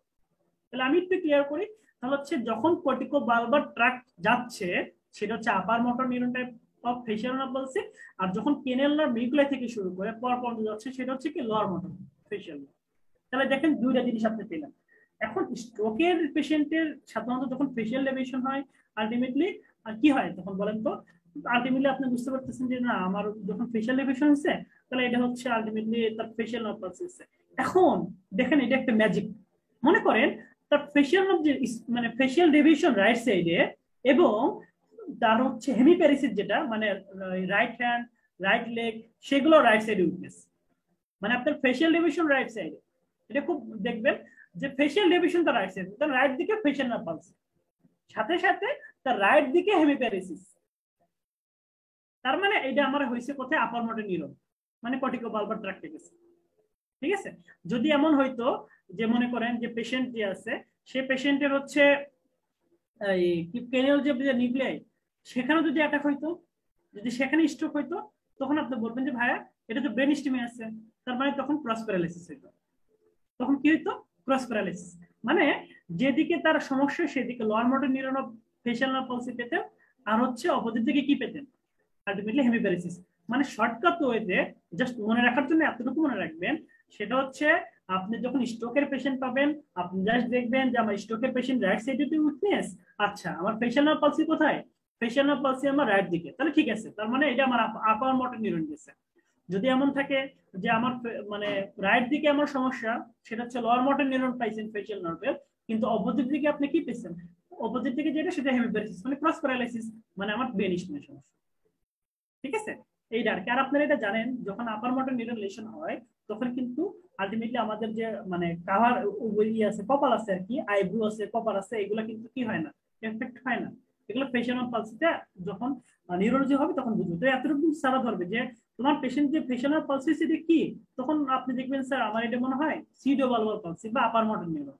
ঠিক আছে, তখন বলবে যে আচ্ছা লোয়ার মোটর হলে কি হতো, স্যার লোয়ার মোটর হলে তখন হচ্ছে আলটিমেটলি পেশেন্টের হোল ফেস এক সাইডে চলে যেত, হোল ফেস। যেহেতু এটা আপার মোটর সেটা উপরের দিকেও ঠিক আছে, মানে উপর যে পোর্শন, কিন্তু নিচের দিকে কি আছে এটা ইনভলভ হয়ে গেছে, এটা হচ্ছে আপার মোটর হলে আর কি। কিন্তু যদি লোয়ার মোটর হতো, লোয়ার মোটর হলে একটা সাইড পুরো চলে যাবে, একটা সাইডে পুরো সে মানে অবশ হয়ে যাবে, মানে প্যারালাইসিস হয়ে যাবে। কিন্তু যদি আলটিমেটলি আপার মোটর হয় তাহলে উপরে যেটা আছে সে রিঙ্কেলস করতে পারবে, সে চোখ বন্ধ করতে পারবে, হয়তো বা তার কি যে ফেসিয়াল ডেভিয়েশন সেটাতে সমস্যা হবে। এই জিনিসটা আপনার জাস্ট একটু দেখে নেবেন। আচ্ছা, তাহলে আমরা অনেক কিছু শিখলাম। আর এটা হচ্ছে জেনুতে হয় যেটা বললাম, সেটা হচ্ছে আপনাদের এমআরসিপির কোশ্চেন, এফসিপিএস এর কোশ্চেন। সেটা হচ্ছে যখন আপার motor neuron type of facial palsy হয় আপনি তো জানেন যে লোয়ার মোটর হলে পরে এটা কত সমস্যা, পলসি সমস্যা। কিন্তু যদি আপার motor type of facial nerve palsy হয় পেশেন্টের যেগুলো, তখন কত সমস্যা হয়, জেনুতে হয়। ঠিক আছে, তখন জেনুতে হয়। এই ইন্টারনাল ক্যাস্টের একটা প্রশ্ন হচ্ছে জেনু, যেটা হচ্ছে যেটা বললাম ওই কর্টিকো বালবার ট্রাক্টে সেখান দিয়ে যায়। বুঝছেন, এইটা হচ্ছে ওভারঅল জিনিস আর কি। আচ্ছা, অনেক আমরা কিন্তু স্ট্রোকের বেসিক সব কিছু করে ফেলছি। ঠিক আছে, ইম্পর্টেন্ট সব স্ট্রোকের জিনিস করে ফেলছি। এখন স্ট্রোকের যে পেশেন্ট, তার একটু আপনার হাঁটাটা দেখবেন, একটু হাঁটাটা দেখবেন যে হাঁটাটা কেমন। একটা পেশেন্টের যখন রাইট সাইডে উইকনেস হয়, সে কিন্তু সুন্দর মতো আমাদের মতো দৌড়াইতে পারে না, হাঁটতে পারে না, সামনে পিছনে দিকে যেতে পারে না। আলটিমেটলি কারণ তার পায়ে উইকনেস। সে যখন হাঁটবে, শক্তি তো নাই তার পায়ে, তখন সে আলটিমেটলি মানে হেস্ট্রি হেস্ট্রি হাঁটতে চাবে। কিন্তু এই হেস্ট্রি হেস্ট্রি হাঁটলে কি হবে, তার তো আলটিমেটলি অ্যাঙ্কেল জয়েন্ট, তার ফুট সবকিছু কি হবে, ব্যথা পাবে, পেইন হবে। তার জন্য সে কি করে জানেন, সে এই কাজটাকে আলটিমেটলি সে টোটাল হিপের উপর ছেড়ে দেয়।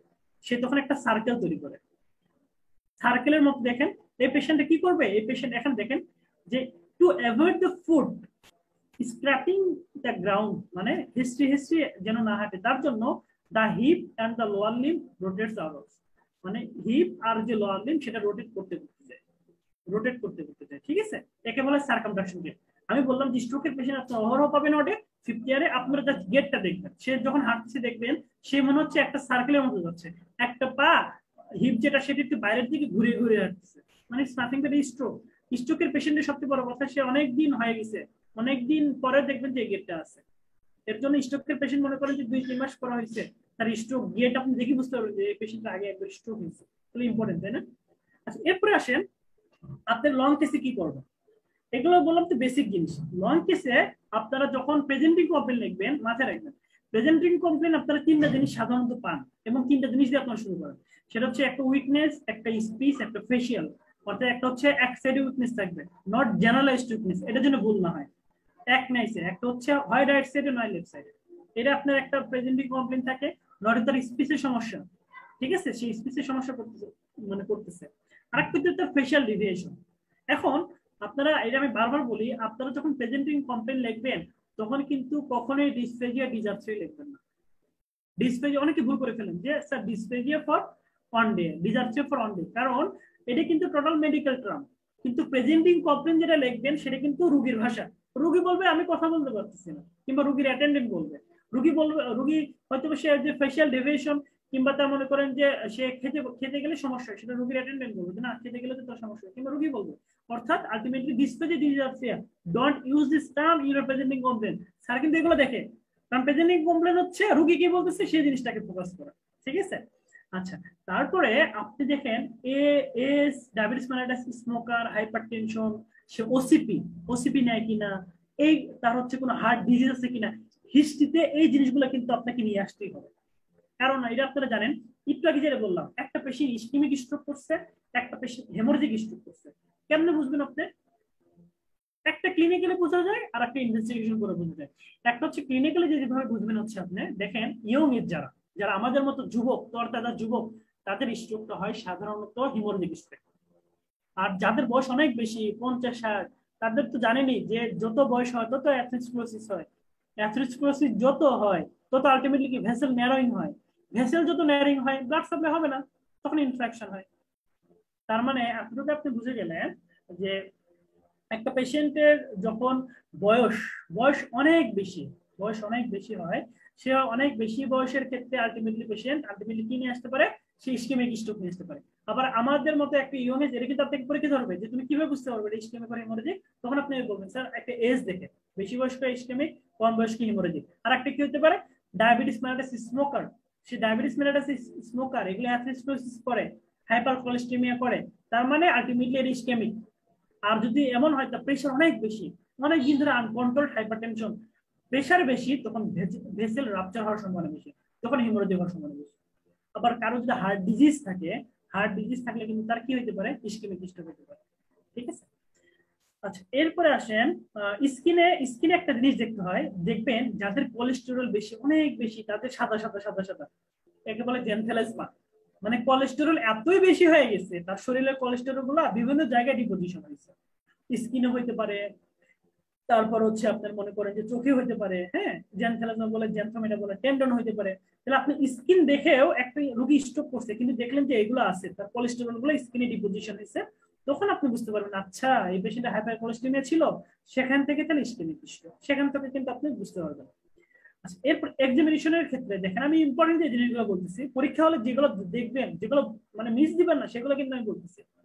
এক্সামিনেশনের ক্ষেত্রে আপনাকে স্যার হঠাৎ করে বলবে আচ্ছা তুমি কি রোগীর পালস দেখছো, তখন আপনি তো আকাশ থেকে বলবেন কিরে এই রোগীর পালস দেখে আমি কি করবো, আমি তো দেখবো হচ্ছে যার প্লান্টার, স্যার কেন পালসের কথা বলে, এটা কিন্তু স্যার ধরে।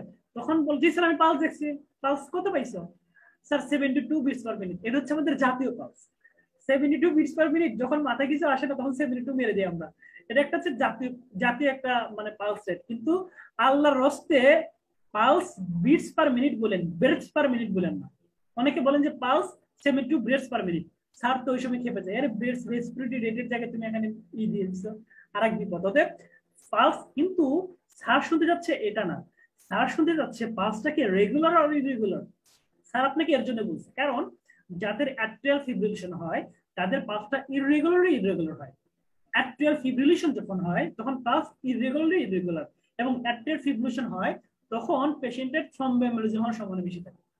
থ্রম্বোএমবোলিজম মানে এম্বোলাই, সেখান থেকে একটা ক্লট দৌড়ায় আপনার ব্রেনে চলে গেছে। থ্রম্বোএমবোলিজম জিনিসটা কি, হয়তো বা অ্যাট্রিয়ামে ছিল, সেখান থেকে একটা থ্রম্বাস সে ব্রেনে চলে যে স্ট্রোক তৈরি করছে। তার মানে একটা পেশেন্টের আপনি পালস দেখলেন, যে দেখলেন স্ট্রোকের রোগী, আপনি পালস দেখলেন ইররেগুলার পালস, তখন আপনার মাথায় যে বাচ্চা, এটা কি অ্যাট্রিয়াল ফিব্রিলেশন, দেখলেন যে আসলে অ্যাট্রিয়াল ফিব্রিলেশন, তার জন্য থ্রম্বোএমবোলিজম তৈরি হয়েছে, তার জন্য স্ট্রোক হয়েছে। মানে এটা একটা ইসকেমিক স্ট্রোক, হিমোরেজিক না। তার মানে স্যার কিন্তু এটা আপনার কাছে শুনতে দিচ্ছে। 2 নম্বর জিনিস, যে জিনিসটা হচ্ছে ক্যারোটিড। ক্যারোটিড জিনিসটা আমাকে ধরছিল, ক্যারোটিড জিনিসটা হচ্ছে অ্যাটিপিক্যাল। হ্যাঁ, ক্যারোটিড জিনিসটা অ্যাটিপিক্যাল, ক্যারোটিড জিনিসটা আসলে এটা খুবই অ্যাটিপিক্যাল। হ্যাঁ, ক্যারোটিড একটা বই পাওয়া যায়, ঠিক আছে, ক্যারোটিডটা একটা বই পাওয়া যায়। ক্যারোটিড স্যার জিজ্ঞাসা কর তুমি কি নেক দেখছো, নেক এক্সামিনেশন করছো, বলতে হয় জি স্যার করছে, কি দেখছো, স্যার আমি ক্যারোটিড বই দেখছি। কেন, কারণ হচ্ছে এখানে কিন্তু ক্যারোটিড আর্টারি আছে, আমি একটু আগে বলছি দেখেন ইন্টারনাল ক্যারোটিড আর্টারি 2টা ব্রাঞ্চ, আর হচ্ছে ভার্টেব্রাল আর্টারি 2টা ব্রাঞ্চ, হোল ব্রেনকে সাপ্লাই দিচ্ছে। ইন্টারনাল ক্যারোটিড আর্টারি কিন্তু অনেক প্রেশার, আমরা যারা মানে মারতে যদি কেউ চায় ইন্টারনাল ক্যারোটিড আর্টারি যদি কেউ মানে কেটে ফেলে, ওখান থেকে কিন্তু হিমোরেজের শকে পেশেন্ট মারে। তার মানে যখন এটা হয়, যখন ইন্টারনাল ক্যারোটিড আর্টারি যখন আলটিমেটলি কি যখন এখানে থ্রম্বোসিস হয়, মানে যখন থ্রম্বাস জমে ইন্টারনাল ক্যারোটিড আর্টারিতে কি হয়, থ্রম্বাস জমে, থ্রম্বাস মানে বুঝতেছেন তো, সেখানে কোনো একটা কারণে থ্রম্বাস অ্যাথেরোস্ক্লেরোসিস হয়ে ভেসেলটা ন্যারো হয়ে গেছে। তাহলে ক্যারোটিড আর্টারি কি হয়েছে, সেখানে থ্রম্বাস হয়েছে, থ্রম্বাস হওয়ার পরে ভেসেল ন্যারোইং হয়ে গেছে। এখন যে পরিমাণে ব্লাড যাচ্ছে, ব্লাড তো যাচ্ছে, আগে যেত মনে করেন যে সুন্দর একটা পথে, কিন্তু ক্যারোটিড আর্টারি কি হয়ে গেছে, ন্যারো হয়ে গেছে, এবং সেখানে একটা থ্রম্বাস হয়ে গেছে, থ্রম্বাস। এবং এই যে থ্রম্বাস আছে, এই যে আর ক্যারোটিড আর্টারি বুঝতেছে অনেক কিন্তু ব্লাড যায়, অনেক ব্লাড যায়। যখন ভেসেলটা ন্যারো হইলো, থ্রম্বাস হইলো, তখন এই যে ব্লাড যাচ্ছে থ্রম্বাসকে ক্রস করতেছে, তখন একটা সাউন্ড পাওয়া যায়, ঠিক আছে। ক্যারোটিড আর্টারি যখন স্টেনোসিস হয় থ্রম্বাসের কারণে, তখন একটা সাউন্ড পাওয়া যায়, এটা বলা হয় ক্যারোটিড বুই। সমস্যা হচ্ছে এই যে থ্রম্বাস, এ তো সবসময় বসে থাকে না, সে সবসময় অনেক সময় কি সেখান থেকে দৌড় দিয়ে যায়, মানে সেখান থেকে ডিসলস হয়, সেখান থেকে যদি মানে ডিসলস হয়, সেটা কয়ে হয়, সেটা আলটিমেটলি আপনার ব্রেনে চলে যাবে, তখন ব্রেনে হলে স্ট্রোক করবেন। থ্রম্বোএমবোলিজম স্ট্রোক মানে ইসকেমিক এমবোলিক স্ট্রোক হবে। মানে ক্যারোটিড আর্টারি স্টোনেস যদি আপনি নেক দেখেন, আপনি ক্যারোটিড বুই শুনবেন, মানে যে শব্দটা হয় একে বলে ক্যারোটিড বুই। কেন হয়, কারণ হচ্ছে ভেসেল ন্যারোইং হয়ে গেছে। কেন হয়েছে, থ্রম্বাস হওয়ার জন্য। কি সমস্যা, এই থ্রম্বাসটা একটা সময় এম্বোলাই হয়ে যাবে, এবং সে ব্রেনে কি হবে, যে স্ট্রোক তৈরি করবে। এর জন্য আমরা ক্যারোটিড নেক দেখি। আচ্ছা, এরপরে আমরা বিপিটা ইম্পর্টেন্ট। বিপি আল্লাহর সাথে সবাই দেখেন, আপনারা জানেন যে বিপিটাকে বলছি যে হাই প্রেশার হলে তখন আমরা হিমোরেজিক চান্স দেখি। আচ্ছা, যেটা আরেকটা ইম্পর্টেন্ট, সিবিএস এক্সামিনেশন ভুল করবেন না। সিবিএস আপনার কোনো কিচ্ছু নাই, কিন্তু সিবিএস এক্সামিনেশন করতে বলতে পারে, এটা আমাকেই বলছিল, মানে আমার experience. Titu sir, Dhaka medical কলেজে টিটু স্যার আমাকে বলতেছে, স্যার বলছে তোমাকে আমি একটা কোশ্চেন ধরবো। বললাম স্যার কি, তখন স্যার বললো যে তুমি স্ট্রোকের পেশেন্ট, কিন্তু আমার স্ট্রোক ছিল মোস্ট প্রবাবলি। স্যার বলতেছে তুমি ইটা করো তো, একটু মাইটাল স্টেনোসিসের মারমারটা শোনো তো। আমি বললাম জি স্যার শুনতেছি। তখন বলো যে এটা বলো আর কি, হ্যাঁ, কেমন এই যে লেফট আপার পজিশনে মানে ব্রেথ হোল্ড আফটার এক্সপিরেশন, সেগুলো সব শুনে তারপর বলতে হয়েছে। যে কথা হচ্ছে যে হার্ট, কারণ আপনারা জানেন valvular heart disease, valvular heart যেটা মাইট্রাল স্টেনোসিস আছে, অ্যাওর্টিক স্টেনোসিস আছে, সেখানে কিন্তু blood flow turbulent blood flow হয়, অনেক বেশি উল্টাপাল্টা ব্লাড ফ্লো হয় আর কি। তখন কিন্তু থ্রম্বোএমবোলিয়া হতে পারে, মানে ক্লট তৈরি হতে পারে। সেই ক্লটটা আপনার ব্রেনে আসতে পারে, ব্রেন থেকে স্ট্রোক হতে পারে। এর জন্য আপনার যে ভালভুলার হার্ট ডিজিজ আছে কিনা, অনেকদিন আগে তার রিউমেটিক হার্ট ডিজিজ হয়েছে 10 বছর বয়সে, এই হিস্ট্রি ইম্পর্টেন্ট। অসংখ্য পেশেন্ট এরকম আছে, তার 10 বছর বয়সে কি হয়েছে, রিউমেটিক ফিভার, বাত জ্বর, সে ট্রিটমেন্ট কমপ্লিট নেয়নি, সেখান থেকে তার মাইট্রাল ভালভের সমস্যা হয়েছে 30 বছর বয়সে, সেখান থেকে মাইট্রাল স্টেনোসিস, এবং মাইট্রাল স্টেনোসিস সে নোটিস করেনি, পরবর্তীতে সে কি করলো, 35 বছর বয়সে সে মাইট্রাল স্টেনোসিস থেকে, সেখান থেকে থ্রম্বোএমবোলিজম তৈরি হয়ে সে স্ট্রোক হিসেবে প্রেজেন্ট করলো। কিন্তু তার মানে তার শিকড়টা ছিল, শিকড়টা তো ছিল আমার সেই রিউমেটিক ফিভারের ক্ষেত্রে। কারণ এই হিস্ট্রিগুলো কিন্তু আপনাকে ইম্পর্টেন্ট। তাহলে CBS examination is important for CNS. এটা হচ্ছে একে অপরের হচ্ছে ভাই ভাই, অতএব এই জিনিসটা আপনাকে দেখতে হবে। আর একটা, আপনি কিচ্ছু পারেন নাই, কি দেখছেন, স্যারকে স্যার বলছে তুমি পেশেন্টের জেনারেল এক্সামিনেশন গুলো বলো তো, দেখবেন স্ট্রোকের পেশেন্ট গুলো অবশ্যই ক্যাথেটার নিয়ে আসে। ক্যাথেটার মানে বুঝতেছেন তো, তারা হিসু করে কি ব্যাগে, তারা লুঙ্গির তলে রাখে। খবরদার মিস্টেক করবেন না, দেখবেন যে সুন্দর মতো একটা ব্যাগ, আপনি তো যে দেখবেন যে রুগী শুয়ে আছে, হিস্ট্রি টিস্ট্রি নেবেন, কিন্তু পেশেন্টের যে ক্যাথেটার ছিল এটা আপনি নোটিস করেন না, এটা কিন্তু হবে না। স্ট্রোকের পেশেন্ট বেশিরভাগ ক্যাথেটার নিয়ে আসবে, এবং এটা আপনাকে নোটিস করতে হবে। স্ট্রোকের পেশেন্ট মোরাললেস যারা হসপিটালে থাকে তারা একটা আইভি ক্যানোলা নিয়ে থাকে। তাহলে এই জিনিসগুলো কিন্তু জেনারেল এক্সামিনেশনের পার্ট, এগুলো কিন্তু স্যারকে বলতে হবে যে পেশেন্টের কি কি পাইছে। তখন যদি বলে যে কি কি পাইছে, তখন আপনি এগুলো বলবেন স্যার তার হচ্ছে ক্যাথেটারিন ছিল, ক্যাথেটারিন ছিল, আইভি ক্যানোলা ছিল। স্যার কিন্তু অনেক খুশি হবে। জাস্ট আমি একটা আমার সিনিয়র একটা ভাইয়ের উদাহরণ দিই।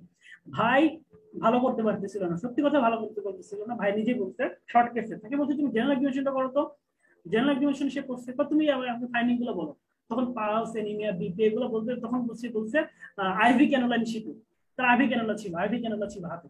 তখন এক্সটার্নাল, দেখেন এক্সটার্নাল কত হেল্পফুল। এক্সটার্নাল বলতেছে, এক্সটার্নাল অনেক ভালো ছিল, আবার ইন্টারনাল একটু খটখটে ছিল। যাই হোক, এক্সটার্নাল সে পাস করতে চায়। তখন স্যার ম্যাডাম বলতেছে, ম্যাডাম ছিল, আরে ছেলে তো, ছেলের বিচার বিবেচনা আর তার মানে দূরদর্শন তো অনেক প্রখর, সে তো অনেক কিছু দেখে, সে জেনারেল এক্সামিনেশনে এনিমিয়া জন্ডিসের সাথে সাথে সে আইভি ক্যানোলাও সে এক্সপ্রেশন করতেছে, মানে সে একজন ভালো ডাক্তার হবে। ভাই আইভি ক্যানোলা দিয়ে কিন্তু পাস করে আসে। মানে ছোট ছোট জিনিস, একটা পেশেন্টের গোয়াজ আছে হয়তো পেটে, অ্যাবডোমেনে গোয়াজ আছে, আপনি এটা নোটিস করেন না, তাহলে কিন্তু হবে না, সে গসটা বলতে হবে। ঠিক আছে, হয়তো তার আগের দিনে প্যারাসিনথেসিস হয়েছে, তার কারণে গস পিস, এটা আপনাকে বলতে হবে যে স্যার এটা গস পিস যায় right side of the abdomen. এই জিনিসগুলো কিন্তু ভুল করা যাবে না, এগুলো হচ্ছে আপনাদের পাশের একটা হলমার্ক, এগুলো ভুল করা যাবে না। আচ্ছা, নিউরোলজি যে জিনিসটা, দুইটা জিনিস এক্সামিনেশন আপনাকে দিবেই শর্ট কেসে দিবে, লং কেসে দিবে। সেটা হচ্ছে একটা প্লান্টার, একটা জার দিবে। এখন প্লান্টারের জন্য আল্লাহর রস্তে কেউ স্যারের কাছে চাবি চায় না, অনেকে আপনারা চাবি নিয়ে যান না। প্লান্টার কিন্তু করতে হবে চাবি দিয়ে, কি দিয়ে, নট হ্যামারের গড়া দিয়ে। অনেকে আছে হ্যামার নিয়ে যায়, পন্ডিতি হ্যামার নিয়ে যায়, হ্যামারের মানে ওইভাবে করা যায়, কিন্তু ওইভাবে করলে প্লান্টার বোঝা যায়, কিন্তু ইটস নট এ, দেখা যাচ্ছে যে এটা মানে যেভাবে মানে সিস্টেমে করা উচিত সেটা না। অতএব তখন হয় কি, সারা কিন্তু বেশ মানে মাইন্ড করে যে তুমি চাবি নিয়ে আসো নাই, চাবি নিয়ে আসো না, আলটিমেটলি এটা তো চাবি দিয়ে করতে হয়। তার মানে আপনি প্লান্টার করতে কি করবেন, চাবি নিয়ে যাবেন, এটা মাথায় রাখবেন। আবার স্যারের কাছে চাবি চেন, স্যার আপনার গাড়ির চাবিটা দেন, ফেল করে দিবে। 2 নম্বর, যার ভুল করবেন না, পেশেন্ট শুয়ে থাকা অবস্থায় যার করেন আপনারা, করতে পারেন, স্যার বলবেন শুয়ে থাকে করেন, কিন্তু যার করার সময় এটা ম্যান্ডেটরি না যে রুগীর পা কাঁপতে হবে। মানে রুগীর যে যেটা হচ্ছে যার করলেন, সেটা হচ্ছে পাটা একটু লাল হলে আপনার মন শান্তি হচ্ছে না, যার তো এটা না। এর জন্য সবাই কি করেন, সবাই আপনারা পায়ের দিকে চোখ দেন, এইডি ফেল। স্যাররা ওই সময় আপনি দেখেন আপনি কি দেখতেছেন। এবং আপনি যদি বলেন স্যার আমি পায়ের জার্কিং দেখতেছি, কতটুকু জার্ক হয়, আমার যত ভালো ই হবে মানে রিফ্লেক্স হবে, তত ভালো স্ট্রোক হবে। এর জন্য আপনি যত ইচ্ছা বাড়ি মারেন, পেশেন্ট এদিকে শেষ। ঠিক আছে, বাইরে বাইরে করতে শেষ, আপনিও শেষ, পরীক্ষা ফেল। আপনি দেখবেন কোথায়, আপনি দেখবেন হচ্ছে এই আপনার যে থাই মাসল আছে, থাই যে মাসল গুলো আছে, হ্যাঁ, কোয়াড্রিসেপস মাসল বলি আমরা, কোয়াড্রিসেপস মাসলটা দেখবেন। আপনার চোখ থাকবে কোথায়, চোখ থাকবে কোয়াড্রিসেপসে, বাড়ি দিবেন কোথায়, প্যাটেলার টেন্ডনে। এবং বাড়ি যাওয়ার আগে আপনি এরকম না জাদুকর যে আপনি বাড়ি দিলে উঠে যাবে, আপনি অবশ্যই মানে প্রথমে প্যাটেলার টেন্ডন, মনে করেন এটা আমার প্যাটেলার টেন্ডন, এই যে এটা, এই যে এটা প্যাটেলার টেন্ডন, এখানে আমি বাড়ি দিব, এখানে একটা বাড়ি দেব, বাড়ি দিলে যে লাভ দিয়ে উঠবে, বাড়ি দিলে লাভ দিয়ে উঠবে। ঠিক আছে, এখন কথা হচ্ছে এটা হচ্ছে আমার কোয়াড্রিসেপস মাসল, আমার চোখ থাকবে এখানে। কিন্তু এই যে আমি প্যাটেলার টেন্ডনে আমি যে বাড়িটা দেব, তার আগে অবশ্যই অন্তত অভিনয় হলেও স্যারকে দেখাইতে হবে, স্যার আচ্ছা আমি একটু পেট্রোল টেন্ডন দেখতেছি, স্যারকে বলার দরকার নাই, কিন্তু আপনি একটু ফিল করবেন আচ্ছা এটি পেট্রোল টেন্ডন, দেন আপনি হেমার দিয়ে বাড়ি দিন। মানে আপনি অনেকে আছে যে বাবা যার আজকে দেখাই ছাড়বে, সে শুরুতেই স্যারের কাছ থেকে স্যার দেখাবো, হ্যাঁ দেখান, একটা নিয়ে ধাপ করে একটা বাড়ি দেবে, এর বই বাড়ি পড়লো না কই দিল, এটা কিছুই মানে ইয়ে হইলো না। অতএব আপনি অবশ্যই আগে জিনিসটা কি করবেন, ফিল করবেন, ফিল করার পরে দেন আপনি দেখবেন পার্টিসিপেশন অফ কন্ট্রাকশন। এবং স্যার কিন্তু এই জিনিসটা কিন্তু দেখতে চায় যে তুমি কি দেখছো, তখন বলে যে আচ্ছা তখন হচ্ছে স্যার আমি পার্টিসিপেশন অফ কন্ট্রাকশন দেখছি। আচ্ছা একজন হ্যান্ড রেজ করছে, কিছু বলবেন, কোশ্চেন আছে কোনো, হ্যান্ড রেজ করছেন যে, কোশ্চেন থাকলে বলবেন, কোনো সমস্যা নেই, এটা ইন্টারেক্টিভ ক্লাস, আমি এর জন্য কাউকে কিন্তু করে রাখিনি, আমি বলছি যে ওপেন, সবাই তাদের যা কিছু সেগুলো শেয়ার করবে, কারণ আমরা হচ্ছে ভাই ব্রাদার মানুষ, ঠিক আছে, এটা আর কিছুই না, ডেমো ক্লাস তো। আচ্ছা কথা হচ্ছে এরপর দেখেন, আর স্টকের যেটা বললাম যত ফাইন্ডিং আছে সব ফাইন্ডিং আমরা আপনার মোটর নিউরন পাবেন, কিন্তু স্যার একটা চালাকি করে, স্যার বলে করে আচ্ছা কোনটা কেমন, হাইপারটোনিয়া, মাসল কেমন, তখন মাসল অস্টিং পাওয়া যায় না, কারণ লোয়ার মোটরের মাসল অস্টিং পাওয়া যায়, আপার মোটরের পাওয়া যায় না, তখন আপনি বলেন, তখন স্যার একটা কোশ্চেন বলে আচ্ছা আপার মোটরে কখনই মাসল অস্টিং হয় না, আপার মোটর নিউরনে কি কখনই মাসল অস্টিং হয় না, তখন কিন্তু সাইডে আপনাকে বলতেছে যে আসলে কি হয় কিনা, আসলে কিন্তু হয়। একটা আপার মোটর নিউরনের রোগী, একটা স্ট্রোকের রোগী, সে 2-3 মাস ধরে সে কি হয়ে গেছে, বেডে পড়ে আছে, তার মাসল গুলো তখন অ্যাট্রফি হয়ে যায়, এটা আপনারা প্যাথোলজি পড়ছেন, একে বলে ডিজিজ অ্যাট্রফি। মানে স্ট্রোকের পেশেন্ট যখন মাসল অস্টিং নিয়ে আসছে, তখন কি পাওয়া যায়, তখন জি স্যার হইতে পারে, তখন বলবে কখন পাবো স্যার, যখন ডিজিজ অ্যাট্রফি হবে, শেষ, এতটুকু শেষ, মানে আপনি ওখানে সুন্দর একটা মার্ক পেয়ে চলে আসবেন। ঠিক আছে, এই জিনিসগুলো কিন্তু আপনার জন্য ইম্পর্টেন্ট। আর একটা ইম্পর্টেন্ট যেটা ভুল করেন, ফেসিকুলেশন। ফেসিকুলেশন মানে কি, মাসল কাপা, মাসল গুলো কাঁপতেছে, ফেসিকুলেশন হচ্ছে মাসল কাঁপা। এই যে কুরবানি যখন দেয় গরু কুরবানি, তখন দেখবেন কুরবানি দেওয়ার পর গোস্তগুলো কাঁপে, একে বলে fasciculation. Fasciculation is a sign of lower motor, not upper motor, এটা মাথায় রাখবেন। মানে ফেসিকুলেশন যেটা আমরা পাচ্ছি সেটা কিন্তু টোটাল আলটিমেটলি কি lower motor neuron, not upper motor, এটা মাথায় রাখবেন, এটা আপনারা পরীক্ষা ভুল করেন। আর একটা দেখেন স্ট্রোক, স্ট্রোকের ডায়াগনোসিস আপনি কি লিখবেন, এটা আপনারা অনেকেই ভুল করেন। মানে আপনি প্রেজেন্ট করছেন, তখন স্যার জিজ্ঞাসা করেন আপনাকে ভাইবা বোর্ডে মানে আপনাকে যখন কেস প্রেজেন্টেশন করবেন, কেস প্রেজেন্টেশন এটা দুইটা ভাবে হইতে পারে। আপনি কি ডাইরেক্ট বলতে পারেন তোমার কেসটা কি, তুমি কি ডায়াগনোসিস করছো, যদি আপনি লাস্ট পার্সন থাকেন, লাস্টে 2-3 জন, তখন স্যাররা এত হিস্ট্রি শুনতে চায় না, আর শুরুর দিকে হলে তখন স্যার ফুল শুনতে চায়। তাহলে আপনি বলবেন স্যার মাই প্রভিশনাল ডায়াগনোসিস, তখন অনেকে ভুল করেন কি, স্ট্রোক তো বলবেন, সেরেব্রোভাস্কুলার ডিজিজ বলবেন না, বলবেন স্ট্রোক। কিন্তু আপনারা অনেকে বলেন কি sir acute stroke, subacute stroke, chronic stroke, এই ধরনের বিভিন্ন ধরনের ল্যাঙ্গুয়েজ নিজে নিজে বানান। ঠিক আছে, আচ্ছা একটু আজান হচ্ছে, হ্যাঁ আজানটা শেষ হোক তারপর শুরু করবো, হ্যাঁ।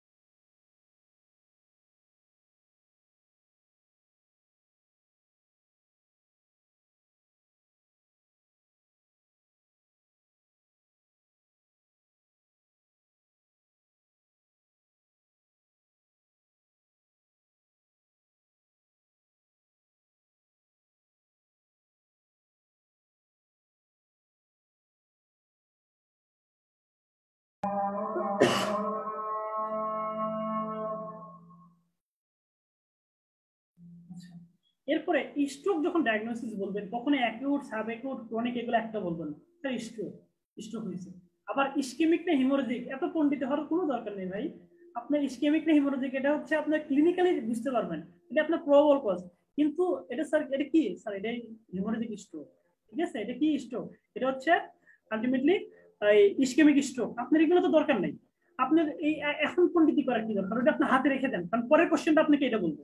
আপনি বলবেন স্যার স্ট্রোক, তবে হ্যাঁ শুধু স্ট্রোক বলে আবার থেমে থাকেন না, অনেক আছে স্ট্রোক মানে এত লাজুক সে আর কিছু বলতে চায় না, তখন কিন্তু আপনার সাথে স্ট্রোকের সাথে তার কি আছে, স্ট্রোকের সাথে ডায়াবেটিস মেলাইটিস আছে, তার কি আলটিমেটলি তার হাইপারটেনশন আছে, সাথে সাথে তার কি যেটা বললাম যে ফেশিয়াল পালসি আপার মোটর নিউরন সেটা আছে, সেটা কিন্তু আপনাকে উল্লেখ করতে হবে।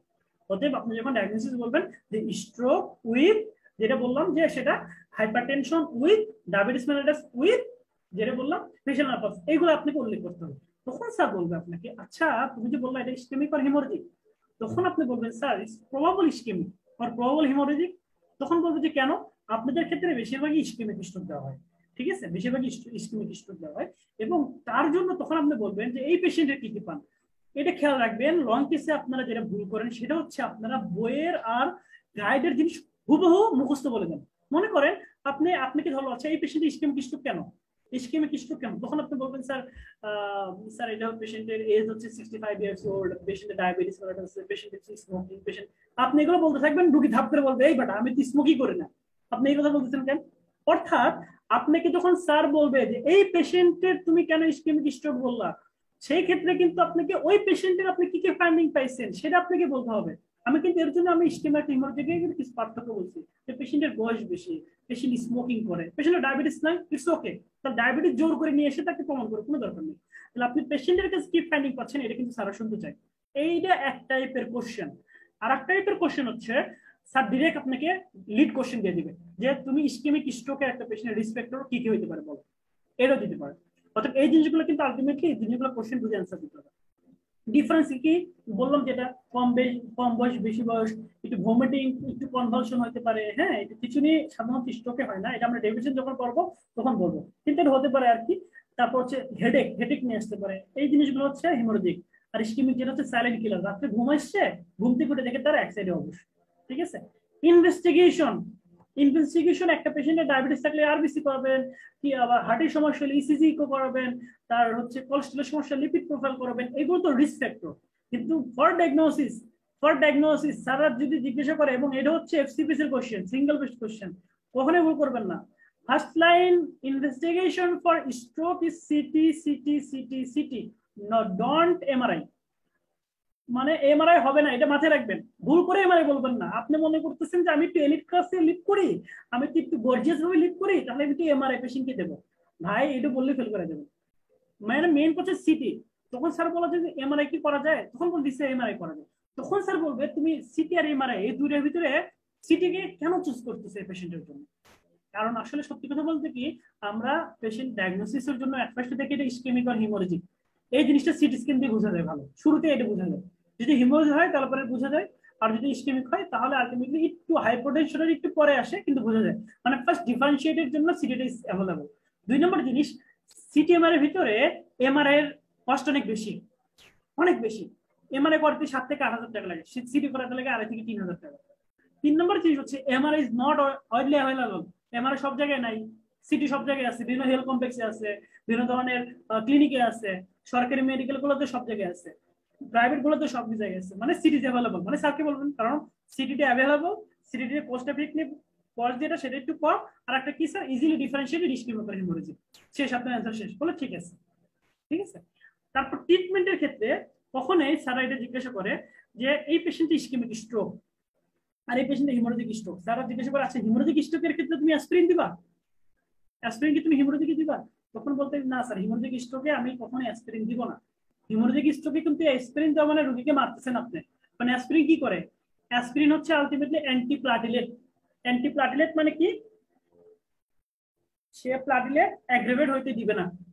প্লাটিলেটের ইম্পর্টেন্স কি, আরে ভাই একটা জায়গায় ব্লিডিং হইতেছে সেখানে তো কোয়াগুলেশন মানে সেটা ক্লটিং করতে হবে, ক্লট না করলে সে ব্লিডিং তো বাড়তেই থাকবে, যতটুকু ছিল তার চেয়ে আরো বাড়বে যদি আপনি হেমোরেজিক স্ট্রোকে অ্যান্টিপ্লাটিলেট অ্যাসপিরিন দেন। কারণ অ্যাসপিরিন কি করতেছে, অ্যান্টিপ্লাটিলেট, সে যখন ব্লিডিং হয়েছে তখন ব্রেন চেষ্টা করবে যে না জিনিসটাকে একটু কমায় রাখি, যতটুকু সম্ভব আমার বডির যত মেকানিজম আছে হিমোস্টেসিস আছে তারা সবাই বলবে যে না এটা আমি ক্লট করে ফেলি, নাহলে তো আরো ব্লাড লস হবে। আপনি কি করলেন, সেই হোমোস্টেসিস এই ব্লাড গুলো যেন ক্লট না হয় তার জন্য আপনি অ্যাসপিরিন দিয়ে দিলেন, তার রোগী তো মরে ভূত, এবং আপনার পরীক্ষা হলে শেষ, ওখান থেকে নক আউট। মানে হেমোরেজিক স্ট্রোকে ভুল করেই অ্যাসপিরিন বলবেন না, কারণ সেখানে কি ক্লট ফর্মেশন হতে দিচ্ছে না। যেখানে হিমোরেজ হয় সেখানে ক্লট ফর্মেশন হলে আপনার জন্য ভালো, কিন্তু আপনি কি করতেছেন পন্ডিতে করে হিমোরেজটা আরো বাড়ানোর জন্য অ্যাসপিরিন দিলেন, মানে পুরো মারা যাবেন। এই যে ডেঙ্গু পেশেন্টের কেন অ্যাসপিরিন দেয় না? ডেঙ্গু পেশেন্টকে অ্যাসপিরিন দেয়? ডেঙ্গু পেশেন্টের থ্রম্বোসাইটোপেনিয়া হয়, থ্রম্বোসাইটোপেনিয়া হয়, ব্লিডিং হয়।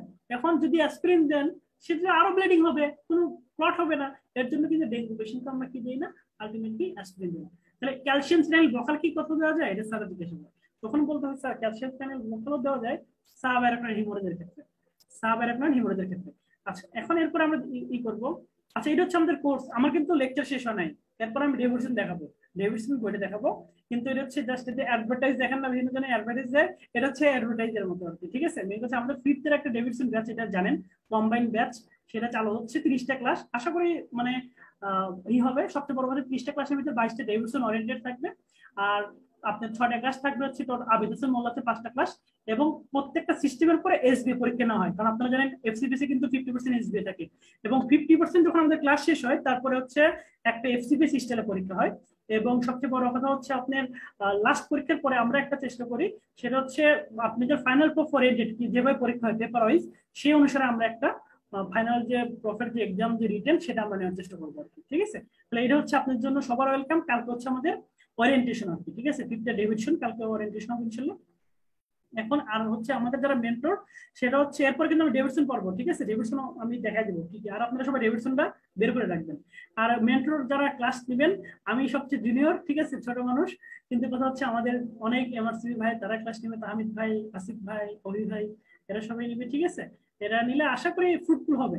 কারণ আলটিমেটলি আমরা আগে হয়তো কি জানেন, আমি পড়াইতাম, আমি আগে থেকেই, আমি যখন ফিফথ তখন থেকে আমি ডেমো দিই, ঠিক আছে, ভালো লাগতো আর কি, পড়াইতে ভালো লাগতো। কিন্তু কথা হচ্ছে যে মুষ্টিমেয়, কিন্তু কথা হচ্ছে যে আমাদের ভাই যখন একটা লেকচার মাধ্যমে এতজনকে পড়াচ্ছে বিভিন্ন ধরনের, এটা কিন্তু হেল্পফুল হয় আর কি অনেক, অবশ্যই তাদের নলেজের জন্য। যাই হোক, এখন আমরা কি করবো, ডেভিডসন, আপনাদের যাদের ডেভিডসন বইটা আছে একটু ডেভিডসন বইটা বের করবেন, তাহলে আপনাদের জন্য ধরতে সুবিধা হবে। হ্যাঁ, আমরা একটু ডেভিডসন বইটা বের করবেন, ডেভিডসন বের করলে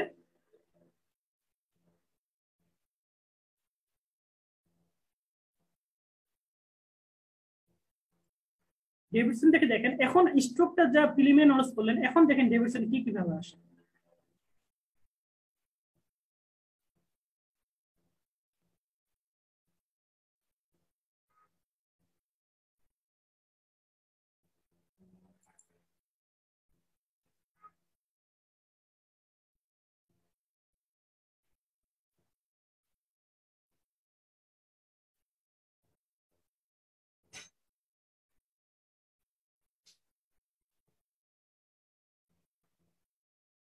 আচ্ছা আমার ফ্ল্যাট কি দেখা যাচ্ছে? না ভাই দেখা যাচ্ছে না।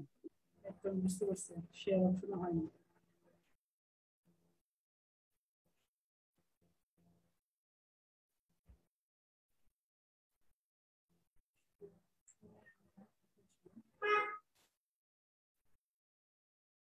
এখন এখন দেখা যাচ্ছে না?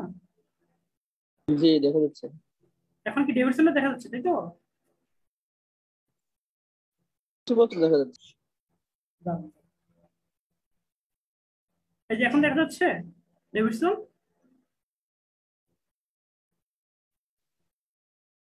আচ্ছা দেখা যাচ্ছে তো নাকি? একজন একটু সাউন্ড দেন যে ভাই দেখা যাচ্ছে। জি দেখা যাচ্ছে। আচ্ছা থ্যাংক ইউ। আচ্ছা এখন দেখেন ডেভিডসন, আপনারা কি ডেভিডসনে প্রত্যেকটা যে ক্লিনিক্যাল এক্সামিনেশন দেওয়া আছে, আমি যা যা বলছি তাই দেখেন। এই যে একটা অ্যাট্রিয়াল ফিব্রিলেশন, আপনি অবশ্যই পালসটা দেখবেন, তাই না? আপনি মনে করেন যে ফেশিয়াল ডেভিয়েশন, দেখেন এই যে ফেশিয়াল ডেভিয়েশন, তার মানে আপনি বেশিরভাগ পেশেন্ট দেখবেন যে ফেশিয়াল ডেভিয়েশন আছে আপনার হচ্ছে কেসের ক্ষেত্রে। ঠিক আছে, আবার আমরা যখন অ্যাট্রিয়াল ফিব্রিলেশন হয় তখন আমরা এর কজ গুলো খোঁজার চেষ্টা করি। মানে অ্যাট্রিয়াল ফিব্রিলেশনের তো নিজে নিজে হয় না, তার কজটা কি হইতে পারে, মাইটাল স্টেনোসিস না থাইরয়েডক্সিকোসিস, সেগুলো দেখার জন্য মাইটাল স্টেনোসিস। আর মাইটাল স্টেনোসিস একটু আগে আমি কিন্তু উদাহরণ দিচ্ছি যে rheumatic heart fever, rheumatic heart fever থেকে মাইটাল স্টেনোসিস, সেখান থেকে আলটিমেট থ্রম্বোএম্বোলিজম, সেগুলো হতে পারে, তাই না? তাহলে এটা হচ্ছে এক্সামিনেশনের একটা পেজ, এটা আপনারা জাস্ট চোখ বুলাবেন। কিন্তু আমার জন্য ইম্পর্টেন্ট একটা জিনিস আছে, সেটা হচ্ছে এইটা, যে জিনিসটা আমরা প্রায় এখন ভুলে গেছি, করি না, কিন্তু করা উচিত। সেটা হচ্ছে একটা স্কেল, আপনারা অবাক হবেন, ইংল্যান্ডে ইউকেতে কি করে জানেন? আমরা যে কার্ভ 65, কার্ভ 65 জানেন নিউমোনিতে করে, কার্ভ 65 জীবনে অ্যাপ্লাই করি না। জীবনেও অ্যাপ্লাই করে না শুধুমাত্র, কিন্তু এটা রিটেনের জন্য ইম্পর্টেন্ট, ভাইবার জন্য ইম্পর্টেন্ট, অস্ত্রের জন্য ইম্পর্টেন্ট, একেবারে তুলা ধরো সব জায়গায়, কিন্তু এটা আমরা অ্যাপ্লাই করি না। কিন্তু ইউকে তে একটা নিউমোনিয়া পেশেন্ট আসছে, ওদের একটা চার্টই থাকে কার 65 এর, একে পয়েন্ট দেখাও, পয়েন্ট বসাও, আচ্ছা এতগুলো পয়েন্ট দিচ্ছে, তাহলে একে হসপিটালে অ্যাডমিশন করো, নয়তো একে কি করো, একে হচ্ছে তুমি হচ্ছে কোথায় অ্যাডমিট করো, একে না হলে হচ্ছে আপনার অন্য কোথায় অ্যাডমিট করো, আইসিইউতে অ্যাডমিট করো, ওরা এইভাবে করে। তাহলে এইটা একটা আছে রোজের স্কেল স্ট্রোকের জন্য। আপনি প্রত্যেকটা জিনিসের জন্য একটা 1 মার্ক দিবেন, যে ফেশিয়াল উইকনেস, গ্রিপ উইকনেস, মানে যে গ্রিপ, স্ট্রোকের রোগীদের আমরা এটা বলি যে, স্ট্রোকের রোগী আমরা যেটা বলি, আপনি আমার হাতটা শক্ত করে ধরেন, শক্ত 2 হাত দিয়ে শক্ত করে ধরেন, ঠিক আছে, 1 হাত দিয়ে এরকম করে ধরে আর হাত আর একটা ধরে, তখন তাদের হয় কি গ্রিপ উইকনেস হয়, তারা শক্ত করে ধরতে পারে না। সবসময় মনে রাখবেন, কথা প্রসঙ্গ চলে আসলো, যে জিনিসগুলা মানে দুইটা করে আছে সেগুলো সবসময় দুইটা দেখবেন। মনে করেন রাইট লেগে আলসার, সার্জারিতে পাবেন আলসার, আপনাদের ইনভেরিয়েবলি পড়বে।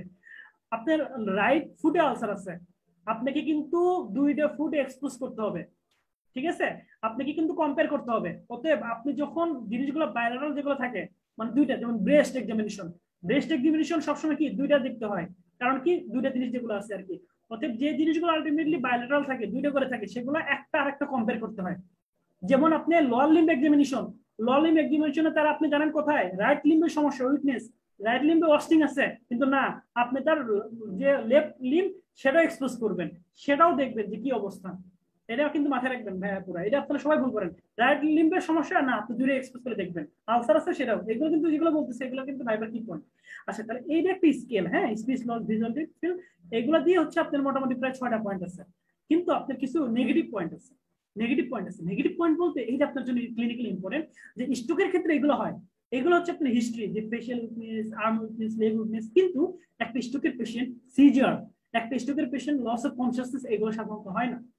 মানে seizure loss of consciousness negative point, মানে এগুলো ইউজুয়ালি হয় না। কিন্তু দেখেন এই স্কেলটা এত ইম্পর্টেন্ট, এত ইমফেসিস দিছে ডেভিডসন, সেটা এরা বলছে যে মোর দেন জিরো, মানে মোর দেন জিরো মানে বুঝতেছেন, তার শুধুমাত্র গ্রিপ উইকনেস আছে, মানে এটা বলতেছে যে স্ট্রোক হওয়ার পসিবিলিটি আছে। মানে কি ইম্পর্টেন্ট একটা স্কেল, রোজের স্কেল, ভাবা যায়, হ্যাঁ, যে একটা পেশেন্টের মোর দেন জিরো স্কোর, মানে এটা আমার স্ট্রোক হতে পারে। তার মানে স্কেলটা একটু আপনারা দেখবেন, এটা প্র্যাকটিস করা হয় না। আচ্ছা আবার স্কিনে যেটা বললাম, স্কিনে কি দেখবেন, জেনারেল এক্সামিনেশন, আয়ে কি দেখবেন, কার্ডিওভাস্কুলার, এগুলো আমি বলে ফেলছি আর কি, এক্সামিনেশন করলে কি কি পাবেন।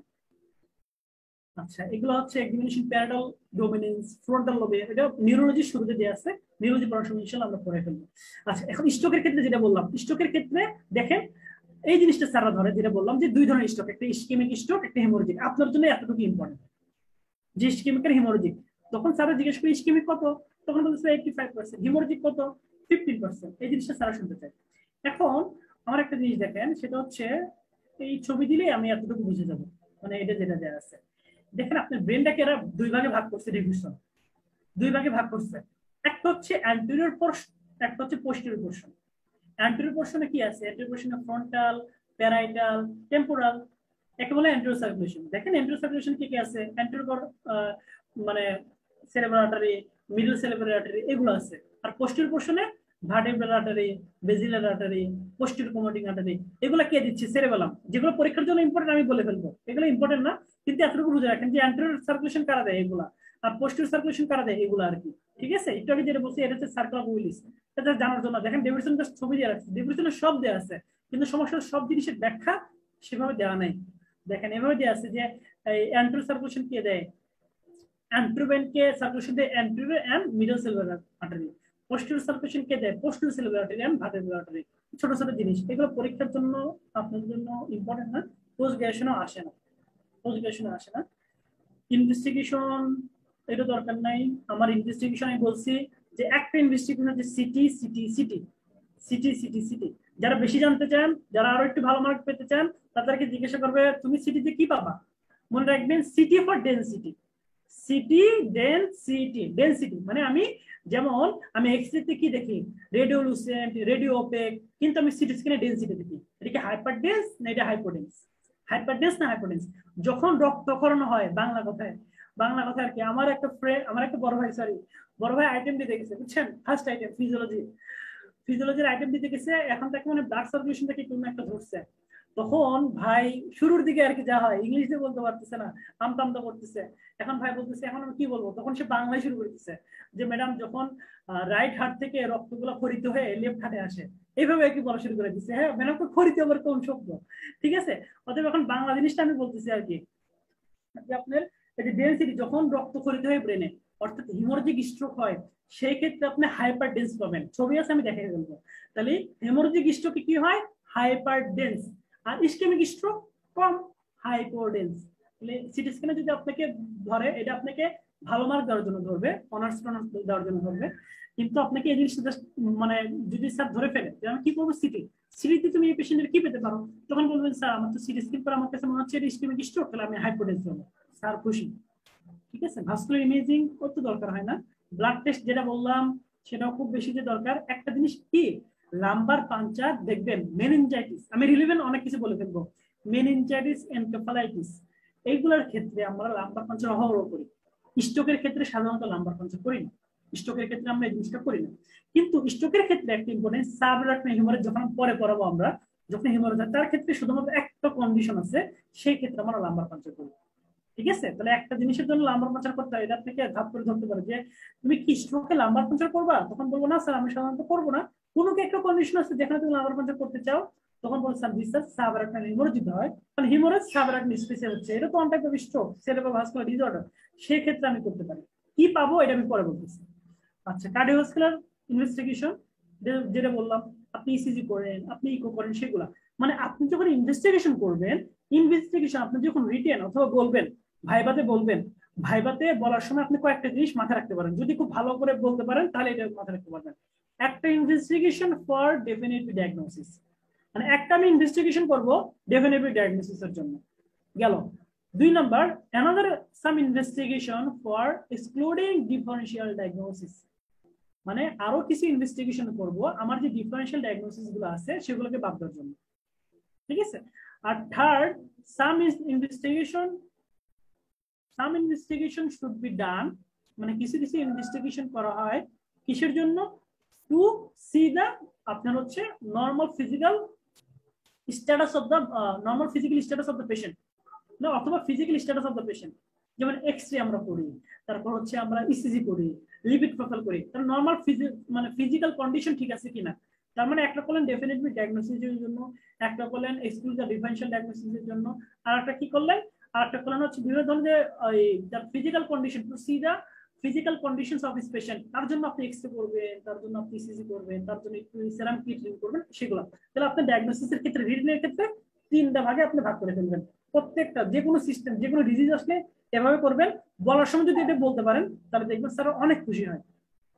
আচ্ছা, প্রেজেন্টিং কমপ্লেন যে বললাম, সবচেয়ে প্রথম হচ্ছে উইকনেস, খবরদার উইকনেস জেনারেলাইজড উইকনেস বলবেন না, এবং এই উইকনেস কিন্তু অ্যাকিউট সাডেন উইকনেস হয়। আপনাদের সাথে চাচা খাইতেছে, খাইতে খাইতে দেখবেন পড়ে গেছে, এমন না, চাচা খাইতেছে, ঢোক গিলতেছে, সে মজা টজা করতেছে, সে বুঝতেছে আমার উইকনেস হইতেছে, তাও সে এরকম করতেছে, খাচ্ছে, সে বুঝতেছে আমি এখন শেষ পর্যন্ত, তাও সে এরকম মজা করতেছে, এরকম না, সাডেন উইকনেস হবে। এর জন্য সাডেন উইকনেস যখন হবে তখন এটা স্ট্রোক। আদারওয়াইজ যদি এটা প্রোগ্রেসিভ হয়, যেমন আপনি প্রোগ্রেসিভ লিন উইকনেস, এটা অনেক কারণে হয়, জিবেস এর কারণে হয়, জিবেস মানে গুলেন-বেরের সিনড্রোম, 2-3 দিন ধরে উইকনেস হয়, তাহলে কি এটা আমার স্ট্রোক হবে না। সাডেন উইকনেস যদি হয় তার মানে এটা আমার স্ট্রোক, এটা মাথায় রাখবেন, সাডেন শব্দটা মাথায় রাখবেন। আচ্ছা, এখানে স্পিসের কথা আমি যেটা বলছি, স্পিসে আপনাকে দুটো জিনিস ধরবে, একটা হচ্ছে ডিসফেজিয়া, একটা মানে কি এক্সপ্রেসিভ, একটা হচ্ছে রিসেপটিভ। কিন্তু দুইটা জিনিস ভাইয়া পুরো ভুল করবেন না। একটা হচ্ছে এই জিনিসটা হচ্ছে একটা ডিসফেসিয়া, একটা হচ্ছে ডিসফেসিয়া, একটা হচ্ছে ডিজার্সিয়া। ডিসফেসিয়া মানে প্রোডাকশনের সমস্যা, ডিসফেসিয়া মানে প্রোডাকশনের সমস্যা। প্রোডাকশন কি, একেবারে সেন্ট্রালের সমস্যা, তার মাথায় কোনো একটা লোভের সমস্যা, তৈরি করতে পারতেছে না, এরকম মানে ডিসফেসিয়া। আর ডিজার্সিয়া কি, ডিজার্সিয়া মানে আর্টিকুলেশনের সমস্যা। আপনারা এটা বাংলাতে জানেন যে স্বরতন্ত্র, তাই না, এই যে আপনাদের লিপ, এই যে ফেস এর বিভিন্ন ধরনের মাসল, আবার জিহ্বা, তাই না, ফ্যারেঞ্জিয়াল মাসল, এগুলো তো কি ভয়েস তৈরিতে সাহায্য করে। এগুলোতে যখন সমস্যা হবে তখন বলা হয় ডিজার্সিয়া।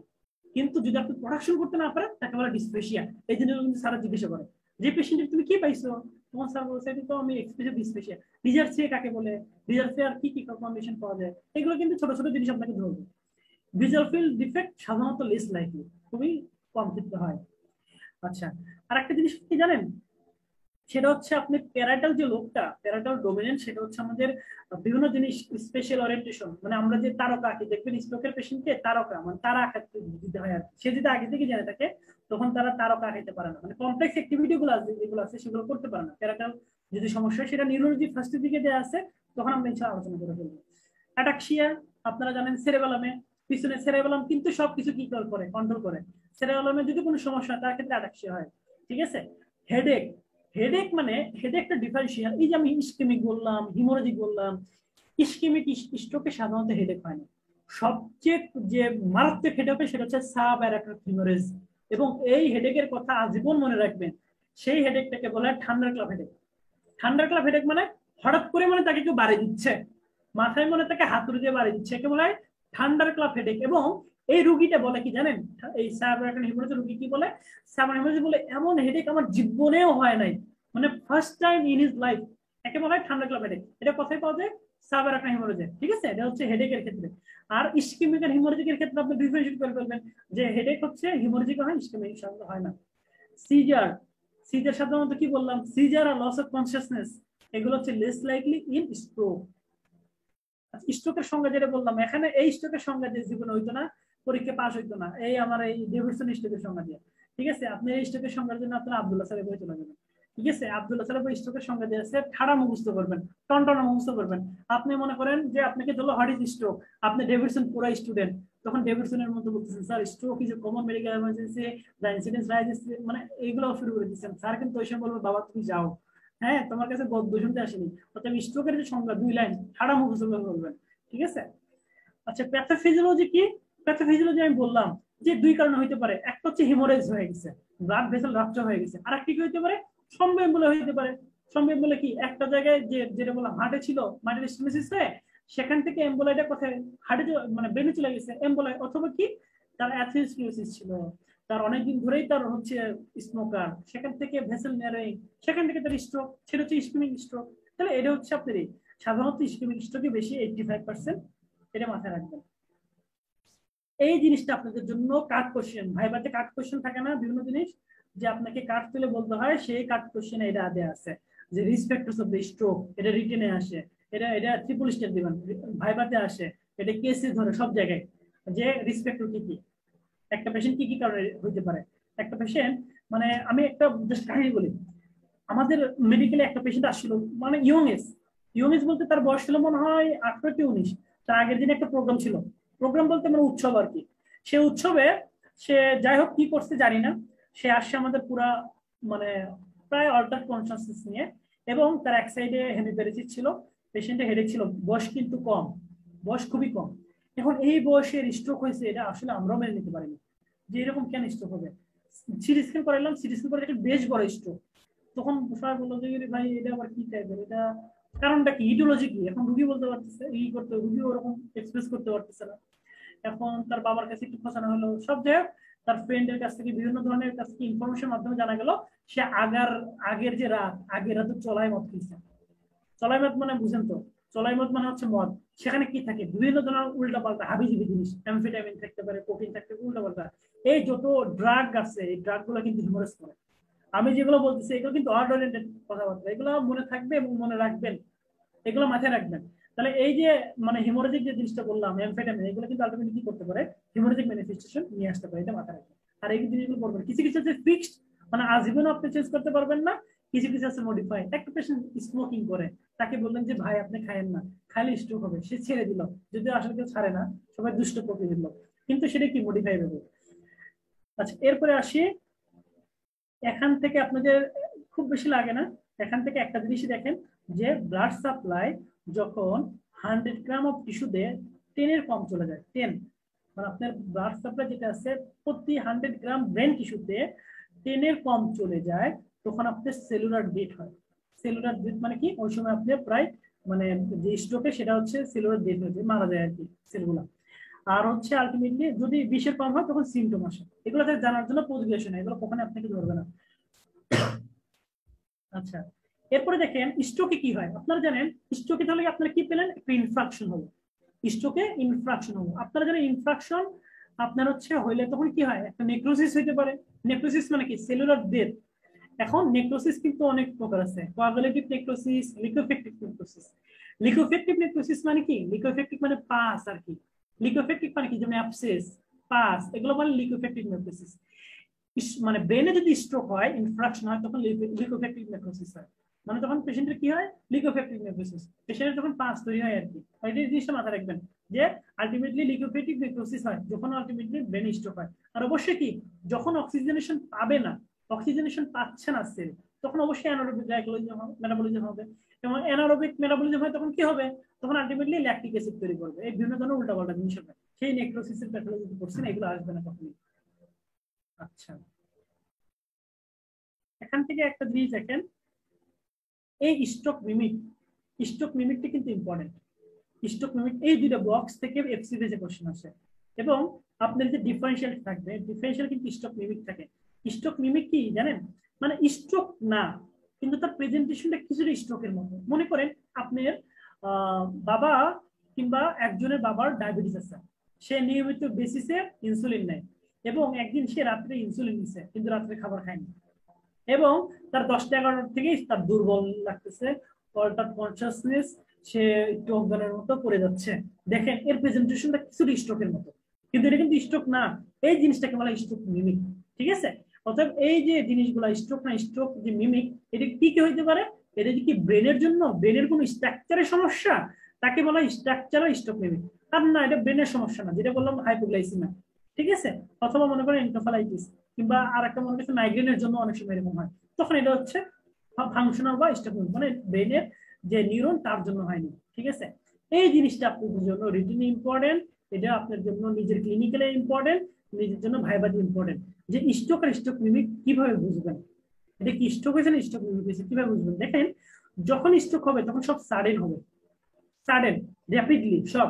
আর যখন স্ট্রোক মিমিক হবে তখন কি হবে, সাডেন হবে না, র্যাপিড হবে না, সেটা আস্তে আস্তে হবে। তাহলে স্ট্রোক আর স্ট্রোক মিমিকের বেসিক কি, সেটা হচ্ছে সাডেন হবে, র্যাপিডলি হবে। ঠিক আছে, এবং লস অফ কনসিয়াসনেস আজীবন মনে রাখবেন। ভাইবাতে ধরে, এই তোমার স্ট্রোক পেশেন্ট, তোমার পেশেন্ট কি অজ্ঞান করছিল? আচ্ছা, তখন বলো স্যার সে তো করে নাই। আচ্ছা, অজ্ঞান হওয়ার সম্ভাবনা কতটুকু, আনকনসিয়াস হওয়ার সম্ভাবনা কতটুকু? তখন বলতে স্যার এটা লেস লাইকলি। এটা কিন্তু স্যার শুনতে চাই যে মানে loss of consciousness is uncommon in stroke, but stroke mimics. একজন পেশেন্টের হেপাটিক এনকেফালাইটিস হয়েছে, একজন পেশেন্টের হাইপোগ্লাইসেমিয়া হয়েছে, তার জন্য কিন্তু কি হতে পারে, আলটিমেটলি সে অজ্ঞান হয়ে যেতে পারে। এই যে আপনাদের জন্য যেটা নিয়ে আসছি, অডে গেলে এটা দেখবেন।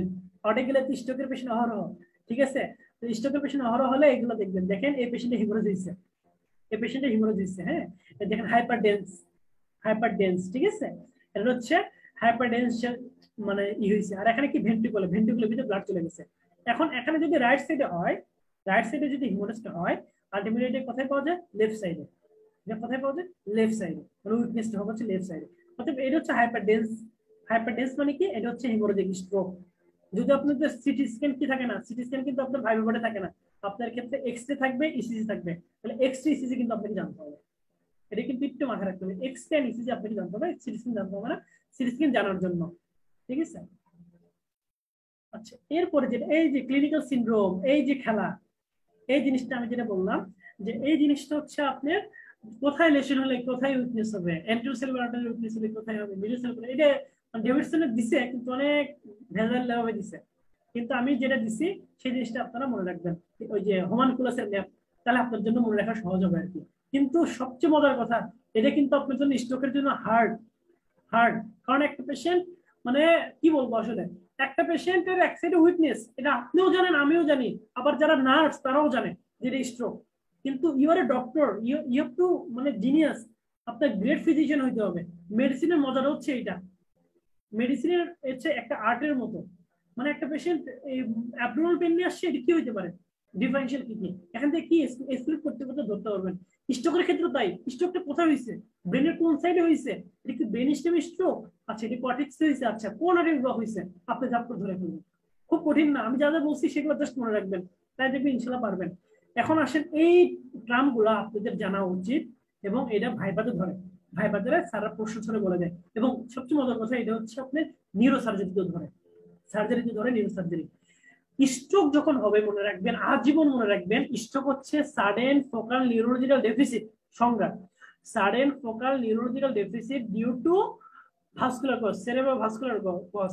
কিন্তু আপনি যে পেশেন্টের যে আলটিমেটলি যে তার সিমটম গুলো হলো, এই সিমটম গুলো অবশ্যই অবশ্যই অবশ্যই 24 আওয়ার্স এর বেশি থাকবে। 24 আওয়ার্স এর যদি বেশি থাকে তাহলে এটা হচ্ছে স্ট্রোক। যদি তার সিমটম গুলো 24 আওয়ার্স এর যে কম হয় তাহলে এটা হচ্ছে TIA, এটা মনে রাখবেন। অর্থাৎ তার সিমটম হয়েছে এখন, তার 2 ঘন্টার ভিতরে সে আবার সুস্থ হয়ে গেছে, তাহলে এটা হচ্ছে ট্রানজিয়েন্ট ইসকেমিক অ্যাটাক। সেটা আলটিমেটলি কি স্ট্রোক না, কিন্তু হ্যাঁ তার সামনে স্ট্রোক হওয়ার সম্ভাবনা আছে, এর জন্য তাকে প্রিকশন নিতে হবে, মেডিকেশনে যাইতে হবে। 2 নম্বর জিনিস হচ্ছে স্ট্রোক, যেটা বললাম 24 আওয়ার্স এর বেশি থাকবে। আরেকটা জিনিস, এটা আমরা অনেক ইউজ করি, মাইনর স্ট্রোক বলে, যে এটা কি হয়েছে, তো মাইনর স্ট্রোক হয়েছে। মাইনর স্ট্রোক যেহেতু তার নাম স্ট্রোক, স্ট্রোক মানেই তার যে সিমটম গুলো অবশ্যই 24 আওয়ার ক্রস করবে, নো ডাউট, নো ডাউট। কিন্তু কথা হচ্ছে মাইনর স্ট্রোকের ক্ষেত্রে কি হয় জানেন, নামই মাইনর, মেজর না। মাইনর মানে তার যে সিমটম গুলো হবে এটা খুবই কম, এই সিমটম গুলো খুবই কম, এই সিমটম গুলোতে খুব বেশি তার সমস্যা হবে না আর কি, এগুলো মাইনর স্ট্রোক। আর একটা আছে প্রোগ্রেসিভ স্ট্রোক বা স্ট্রোক ইন এভলিউশন, এর ইম্পর্টেন্ট। স্ট্রোক ইন এভলিউশন কি, আজকে আপনার ডান হাত উইকনেস, 2 দিন পর আবার দেখা যাচ্ছে ডান পা উইকনেস, তার কয়েকদিন পর আবার দেখা যাচ্ছে ডিসফেসিয়া, মানে এই ডিজিজটা প্রোগ্রেসিভ হবে, একে বলে স্ট্রোক ইন এভলিউশন। আর কমপ্লিট স্ট্রোক মানে কি, কমপ্লিট স্ট্রোক মানে যা হওয়ার তাই হয়েছে, যা হওয়ার তাই হয়ে গেছে, বুঝতে পারছেন, এটা হচ্ছে কমপ্লিট স্ট্রোক। আচ্ছা, রিস্ক ফ্যাক্টর অ্যানালাইসিস যেটা বললাম, রিস্ক ফ্যাক্টরের জন্য কি করবেন সেগুলো দেখবেন, এগুলো হুদাই দিয়ে রাখছে। নিউরোলজি বারবার বলতেছি ভাই, CT scan, CT scan, CT scan. কিন্তু যদি স্ট্রোক যদি এমন হয়, যদি রোগী বলে তার 1 সপ্তাহ আগে এরকম হয়েছে, 1 সপ্তাহ আগে, সেই ক্ষেত্রে কিন্তু এমআরআই ভালো। মানে যখন ওল্ড স্ট্রোক হয়, আর একটা আছে ল্যাকুনার স্ট্রোক, মানে খুবই মাইনর একটা ভেসেল স্ট্রোক হয়েছে, ইসকিমিয়া হয়েছে কিন্তু মেজর হয়েছে, খুবই মাইনর একটা ভেসেল, সেই জিনিসের জন্য এমআরআইটা ভালো। কিন্তু আর সব ক্ষেত্রে সিটি ভালো, আর সব ক্ষেত্রে সিটি। কিন্তু তাহলে তার 2টা ক্ষেত্রে আপনি পেলেন। স্যার যদি জিজ্ঞাসা করে তুমি কি কখনো স্ট্রোকে এমআরআই করবো না, তখন বলে স্যার আমি করবো। কখন? স্যার যদি স্ট্রোকটা যদি প্রায় অনেক দিন আগে হয়েছে, 1 সপ্তাহ 2 সপ্তাহ আগে এমন হয়েছে, মানে তার ডিউরেশনটা অনেকদিন আগে ছিল, তখন আমি করবো। আর একটা কি, স্যার যদি ল্যাকুনার ইনফ্রাক্ট হয়, মানে খুব ছোট ভেসেল যদি ইনফ্রাক্ট হয়, সেক্ষেত্রে এমআরআই সুন্দর করে বলে দিবে, সিটি পারবে না। আচ্ছা দেখেন, তাহলে একটা পেশেন্টের কি cardiac embolism, atherosclerosis, arterial dissection, carotid stenosis, এইসব কারণে ইনফ্যাক্ট হয়। ঠিক আছে, এগুলো হচ্ছে আপনার এফসিপি তে আসে। এফসিপি তে ট্রু ফলস আসে না, যেগুলো আসে যে সেরেব্রাল ইনফ্রাক্টের কজ কি কি, এখান থেকে 3টা দেয়, এখান থেকে 2টা দেয়। যাই হোক, আপনি মনে রাখেন ইন্ট্রাসেলুলার হিমোরেজ, এটা আপনার জন্য ইম্পর্টেন্ট। একটা পেশেন্ট এভিএম আছে, এভিএম, এভিএম কি বলবো, এটা আমার নিজের ফ্রেন্ডের আছে, বুঝছেন, খুবই কষ্টের একটা জিনিস, খুবই কষ্টের জিনিস। আমার ফ্রেন্ড কিন্তু ও বুয়েটে পড়ে, ও কি নিয়ে আসছে জানেন, ও হচ্ছে জাস্ট নিয়ে আসছে হচ্ছে সিজার নিয়ে, ফোকাল সিজার। তার এক হাতে জাস্ট একটু কাঁপে, এক হাতটা কাঁপে, বুঝছেন, আর কোনো সমস্যা নাই। এবং মনে রাখবেন, একটা পেশেন্টের সিজার আছে হচ্ছে জন্ম থেকে তার মৃত্যু বানাম, কোনো সমস্যা নেই। কিন্তু তার সিজার শুরু হয়েছে 15 বছরের পরে, 20 বছরের পরে, মানে এটা তার জন্য খারাপ, মানে সেকেন্ডারি সিজার খারাপ। তার তাই হয়েছে ফোকাল সিজার, সেকেন্ডারি সিজার তার প্রায় 15 বছর পরে এরকম সিজার হয়েছে, বুঝতে পারেনি সেও, আমরা মানে ধরতে পারিনি। যাই হোক, আফটার ইনভেস্টিগেশন, অনেক ইনভেস্টিগেশন করে দেখা গেছে তার এভিএম। এভিএম কি, যে আর্টারিটা আছে আমার, আর্টারিটা থাকার কথা এভাবে, সেভাবে আছে, আর্টারি ভেনাস ম্যালফরমেশন, মানে থাকার কথা এভাবে লেগে থাকার কথা, কিন্তু এরকম ফুলে গেছে, ম্যালফরমেশন হয়েছে। এবং এই ধরনের জিনিসগুলো রাপচার হওয়ার সম্ভাবনা বেশি। প্রেশার বেড়ে গেছে, হঠাৎ করে রাপচার হয়েছে, পেশেন্ট পশুবিধি করে দিকে স্ট্রোকে পেশেন্ট মারা যেতে পারে। এগুলো এভিএম। ড্রাগের কথা একটু আগে বলছি, কোয়াগুলোপ্যাথি, একদিন যেটা বললাম আর কি, তার হচ্ছে বেশি ওয়ারফেরিন খায়, অ্যান্টিকোয়াগুলেন্ট খায়, ব্লাড কোয়াগুলেশন হচ্ছে না, সেক্ষেত্রে হেমোরেজিক স্ট্রোক হতে পারে। আচ্ছা, এরপরে এগুলো দরকার নেই আমাদের। আপনাদের জন্য সবচেয়ে বেশি ইম্পর্টেন্ট, যেটা পরীক্ষা হলে না পারলে ফেল, এই 2টা জিনিস, যেটা আপনাদের 5th ইয়ারের জন্য মাথায় রাখতে হবে, সেটা হচ্ছে কমপ্লিকেশন। স্ট্রোকের পেশেন্ট লং কেস, স্ট্রোকের পেশেন্ট ভাইবা কার্ড, স্ট্রোকের পেশেন্টের written, complication of the stroke, complication of the stroke. Complication কি কি হতে পারে আপনি একটা জানেন, দেখেন একটা পেশেন্টের অক্সিজেনেশন হচ্ছে না ব্রেনে, এপিলেপসি হবে, পেশেন্ট ডিপ্রেশনে থাকবে, তাই না? আবার হচ্ছে আপনি একটা পেশেন্টকে শোয়া রাখছেন, অনেকদিন ধরে শোয়া আছে, তখন কি হবে, তার বেড সোর হবে, তাই না? আবার হচ্ছে দেখা যাচ্ছে যে অনেক সময় কি, এটা আপনারা জানেন, এটা আপনারা ভার্কোস টায়ার করছেন, প্যাথোলজিতে ভার্কোস টায়ার নামে একটা টায়ার ছিল, ট্রায়াডে বলা ছিল যে alternative of the blood flow, মানে ব্লাড ফ্লো যদি কম অথবা ব্লাড ফ্লো বেশি হয় তখন থ্রম্বোসিস হয়। আর থ্রম্বোসিস হলে তখন কি হয়? এম্বোলা হয়। থ্রম্বোসিস মানে ভেসেলে লেগে আছে। থ্রম্বোসিস মানে কি? যে অ্যাথেরোস্ক্লেরোসিস ওটা ভেসেলে লেগে আছে, এটা হচ্ছে থ্রম্বোসিস। এই থ্রম্বোসিসটা যখন ধাপ করে আপনার ব্রেনে চলে যাবে তখন তাকে বলা হয় এম্বোলাই। এখন এই যে অল্টারেশন অফ ব্লাড ফ্লো, যখন আপনি ওই স্ট্রোকের রোগীকে কি করেন? শোয়া রাখছেন। আর স্ট্রোকের রোগীর তো এমনি কি হয়, কোলেস্টেরল লেভেল বেশি থাকে, অ্যাথেরোস্ক্লেরোসিস থাকে। আবার আপনি আবার কি করছেন? ব্লাড মানে অনেক দিন ধরে তাকে শোয়া রাখছেন, ইমোবিলাইজ করে রাখছেন, তখন ভেসেলের যে ব্লাড সাপ্লাই সেগুলোও স্ট্যাসিস হয়, কমে যায়, তখন থ্রম্বোসিস হওয়ার সম্ভাবনা থাকে। থ্রম্বোসিস হলে তখন কি হতে পারে? তখন সেখান থেকে এম্বোলা হয়, deep vein thrombosis, pulmonary embolism, এগুলো হতে পারে। আবার তার বেড সোর হতে পারে, ইনফেকশন, কারণ স্ট্রোকের পেশেন্টের মোর চান্স ইনফেকশন, তাদের ইনফেকশনের চান্স বেশি থাকে, পেইনফুল সার্জারি হতে পারে। এগুলো আল্লাহর রাস্তায় মুখস্থ করবেন, ঠাড়া মুখস্থ করবেন অন্তত এই পোর্শনটা। প্রিভেনশন ট্রিটমেন্ট আপনাদের কাছ থেকে শুনতে চাই না, এটা আমাকে ধরছিল, আমার স্ট্রোক ছিল তো, আমাকে স্যার বলছিল তুমি দুই একটা জিনিস বলো। আবির কি কিছু বলবেন? আবির কিছু বলতে চাইলে বলতে পারেন, আপনারা আপনি কোনো কোয়ারি থাকলে আমাকে বলবেন, কোনো সমস্যা নেই। তাহলে এই জিনিসগুলো আল্লাহর রাস্তায় মুখস্থ করবেন এবং রিটেনে থাকে কিন্তু। আচ্ছা, এই জিনিসটা দেখেন ম্যানেজ কিভাবে করবেন। মনে করবেন স্ট্রোকের ক্ষেত্রে হয় কি জানেন, একটা জিনিস মনে রাখেন, স্ট্রোক যা হয়েছে হয়ে গেছে, মানে এই জিনিসটা স্ট্রোকের যে হয়েছে টিস্যুতে, ব্রেন টিস্যুতে, সে ব্রেন টিস্যু হচ্ছে নিউরন, নিউরন পার্মানেন্ট সেল। এখন যে এরিয়াতে আপনাদের একটা মানে হায়ার লেভেলের কথা বলে রাখি, যে লেভেলের মানে ই হয় স্ট্রোকটা হয়, মনে করেন আমার এখানে স্ট্রোক হয়েছে, এই যে হাতের এখানে স্ট্রোক হয়েছে, মানে এই এরিয়াতে স্ট্রোক হয়েছে, মানে এই এরিয়ার সেলগুলো সব মারা গেছে। আমার চিন্তা এই এরিয়া নিয়ে না, আমার চিন্তা এই এরিয়া নিয়ে না, আমার চিন্তা হচ্ছে চারপাশের এরিয়া নিয়ে। তার চারপাশে যে এরিয়া হয় তাকে বলা হয় ইসকেমিক পেনাম্বরা। ইসকেমিক পেনাম্বরা মানে মাঝখানে যে মারা গেছে একে আর জীবনে আপনি আল্লাহর রাস্তায় নিয়ে আসতে পারবেন না, কিন্তু তার চারপাশের যে এরিয়াগুলো আছে সেগুলো কি রিভার্সিবল। আপনি যদি এডুকেট যদি ম্যানেজমেন্ট নেন, সেই জিনিসগুলো কি আবার রিভার্সিবল, ভালো হইতে পারে। তার চারপাশের গুলো মানে নিজে তো নষ্ট হয়েছে, তার চারপাশের গুলোকে নষ্ট করার চেষ্টা করবে। আমার টার্গেট থাকবে চারপাশের গুলোকে যেন সে নষ্ট না করে। আর এই অংশটার নাম কি? ইসকেমিক পেনাম্বরা। যাই হোক, স্ট্রোকের পেশেন্টকে ডেফিনেটিভ ট্রিটমেন্ট বলতে, সত্যি কথা বলতে, সেটা হচ্ছে সব সিম্পটোমেটিক, সব সিম্পটোমেটিক। দেখেন একটা পেশেন্টের টেম্পারেচার যদি বেশি, টেম্পারেচার কন্ট্রোল করবেন। প্রেশার এরিয়া যেটা বলি, অনেক দিন ধরে শুয়ে আছে পেশেন্ট, দেখবেন আমি এত খারাপ লাগে, এত খারাপ লাগে, পেশেন্ট শুয়ে আছে, পেশেন্টের অ্যাটেন্ডেন্স গুলো এত গাধা, এত গাধা। তারা কি করে, রুগীকে যে কতবার বলে দেওয়া হয় যে আপনি একটু এপাশ ওপাশ করবেন, রুগীকে একটু বডি মেসেজ করে দিবেন, রুগীকে একটু বসাবেন, কিচ্ছু করে না, জাস্ট বলে যে ডাক্তার দেখে না, ডাক্তার দেখে না, কিন্তু নিজের রুগী মারতেছে। কারণ কি? এপাশ ওপাশ না করে দিলে তো বেডসোর হবে। বেডসোর কিন্তু খুব খারাপ জায়গা। একজন ডায়াবেটিস মেলাটাস পেশেন্টের চিন্তা ভাবনা করেন, তার স্ট্রোক হয়েছে, তার আপনি কি করছেন, রুগীরা কি করছে, ওই শুয়ে শুয়ে রাখতে রাখতে বেডসোর বানাইছে, মানে আলসার বানাইছে আর কি, আর কিছুই না।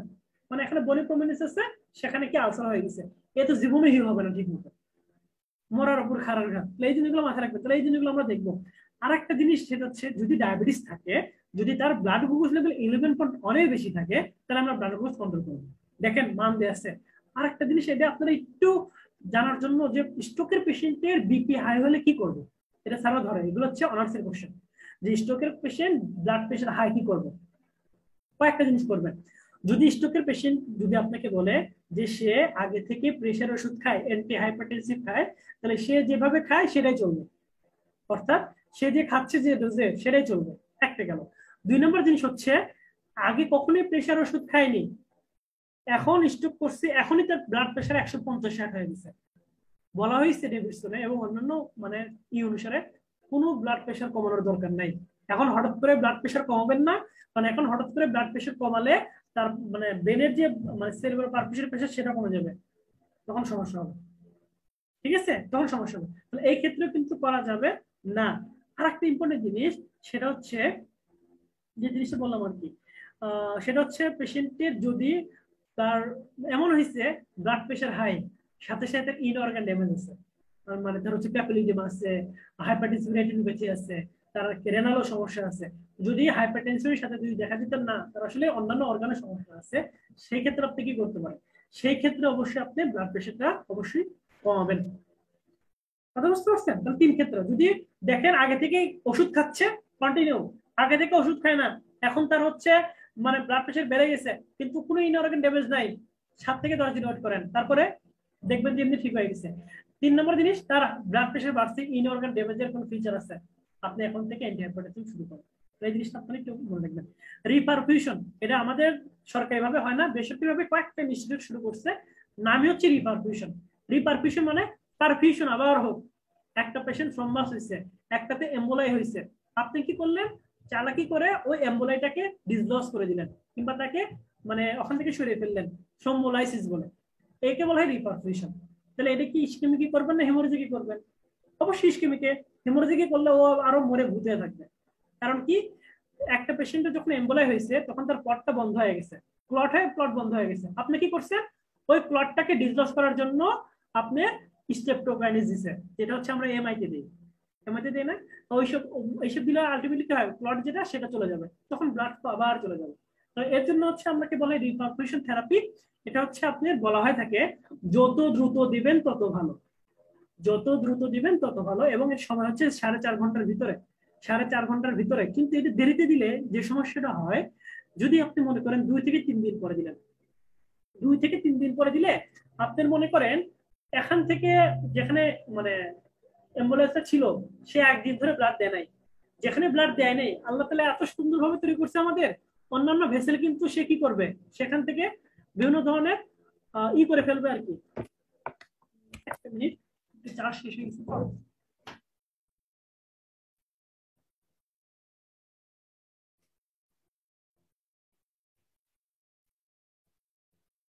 মানে যেখান থেকে ভেসেল দেয় নাই অন্যান্য থেকে বিভিন্ন কোলাটারাল সার্কুলেশন সে নিল, মানে এখানে সমস্যা ছিল সে বিভিন্ন পাশের ভেসেল থেকে দিচ্ছে, আপনি কি করলেন, আপনি 2 দিন পরে 3 দিন পরে তাকে থ্রম্বোলাইসিস করলেন।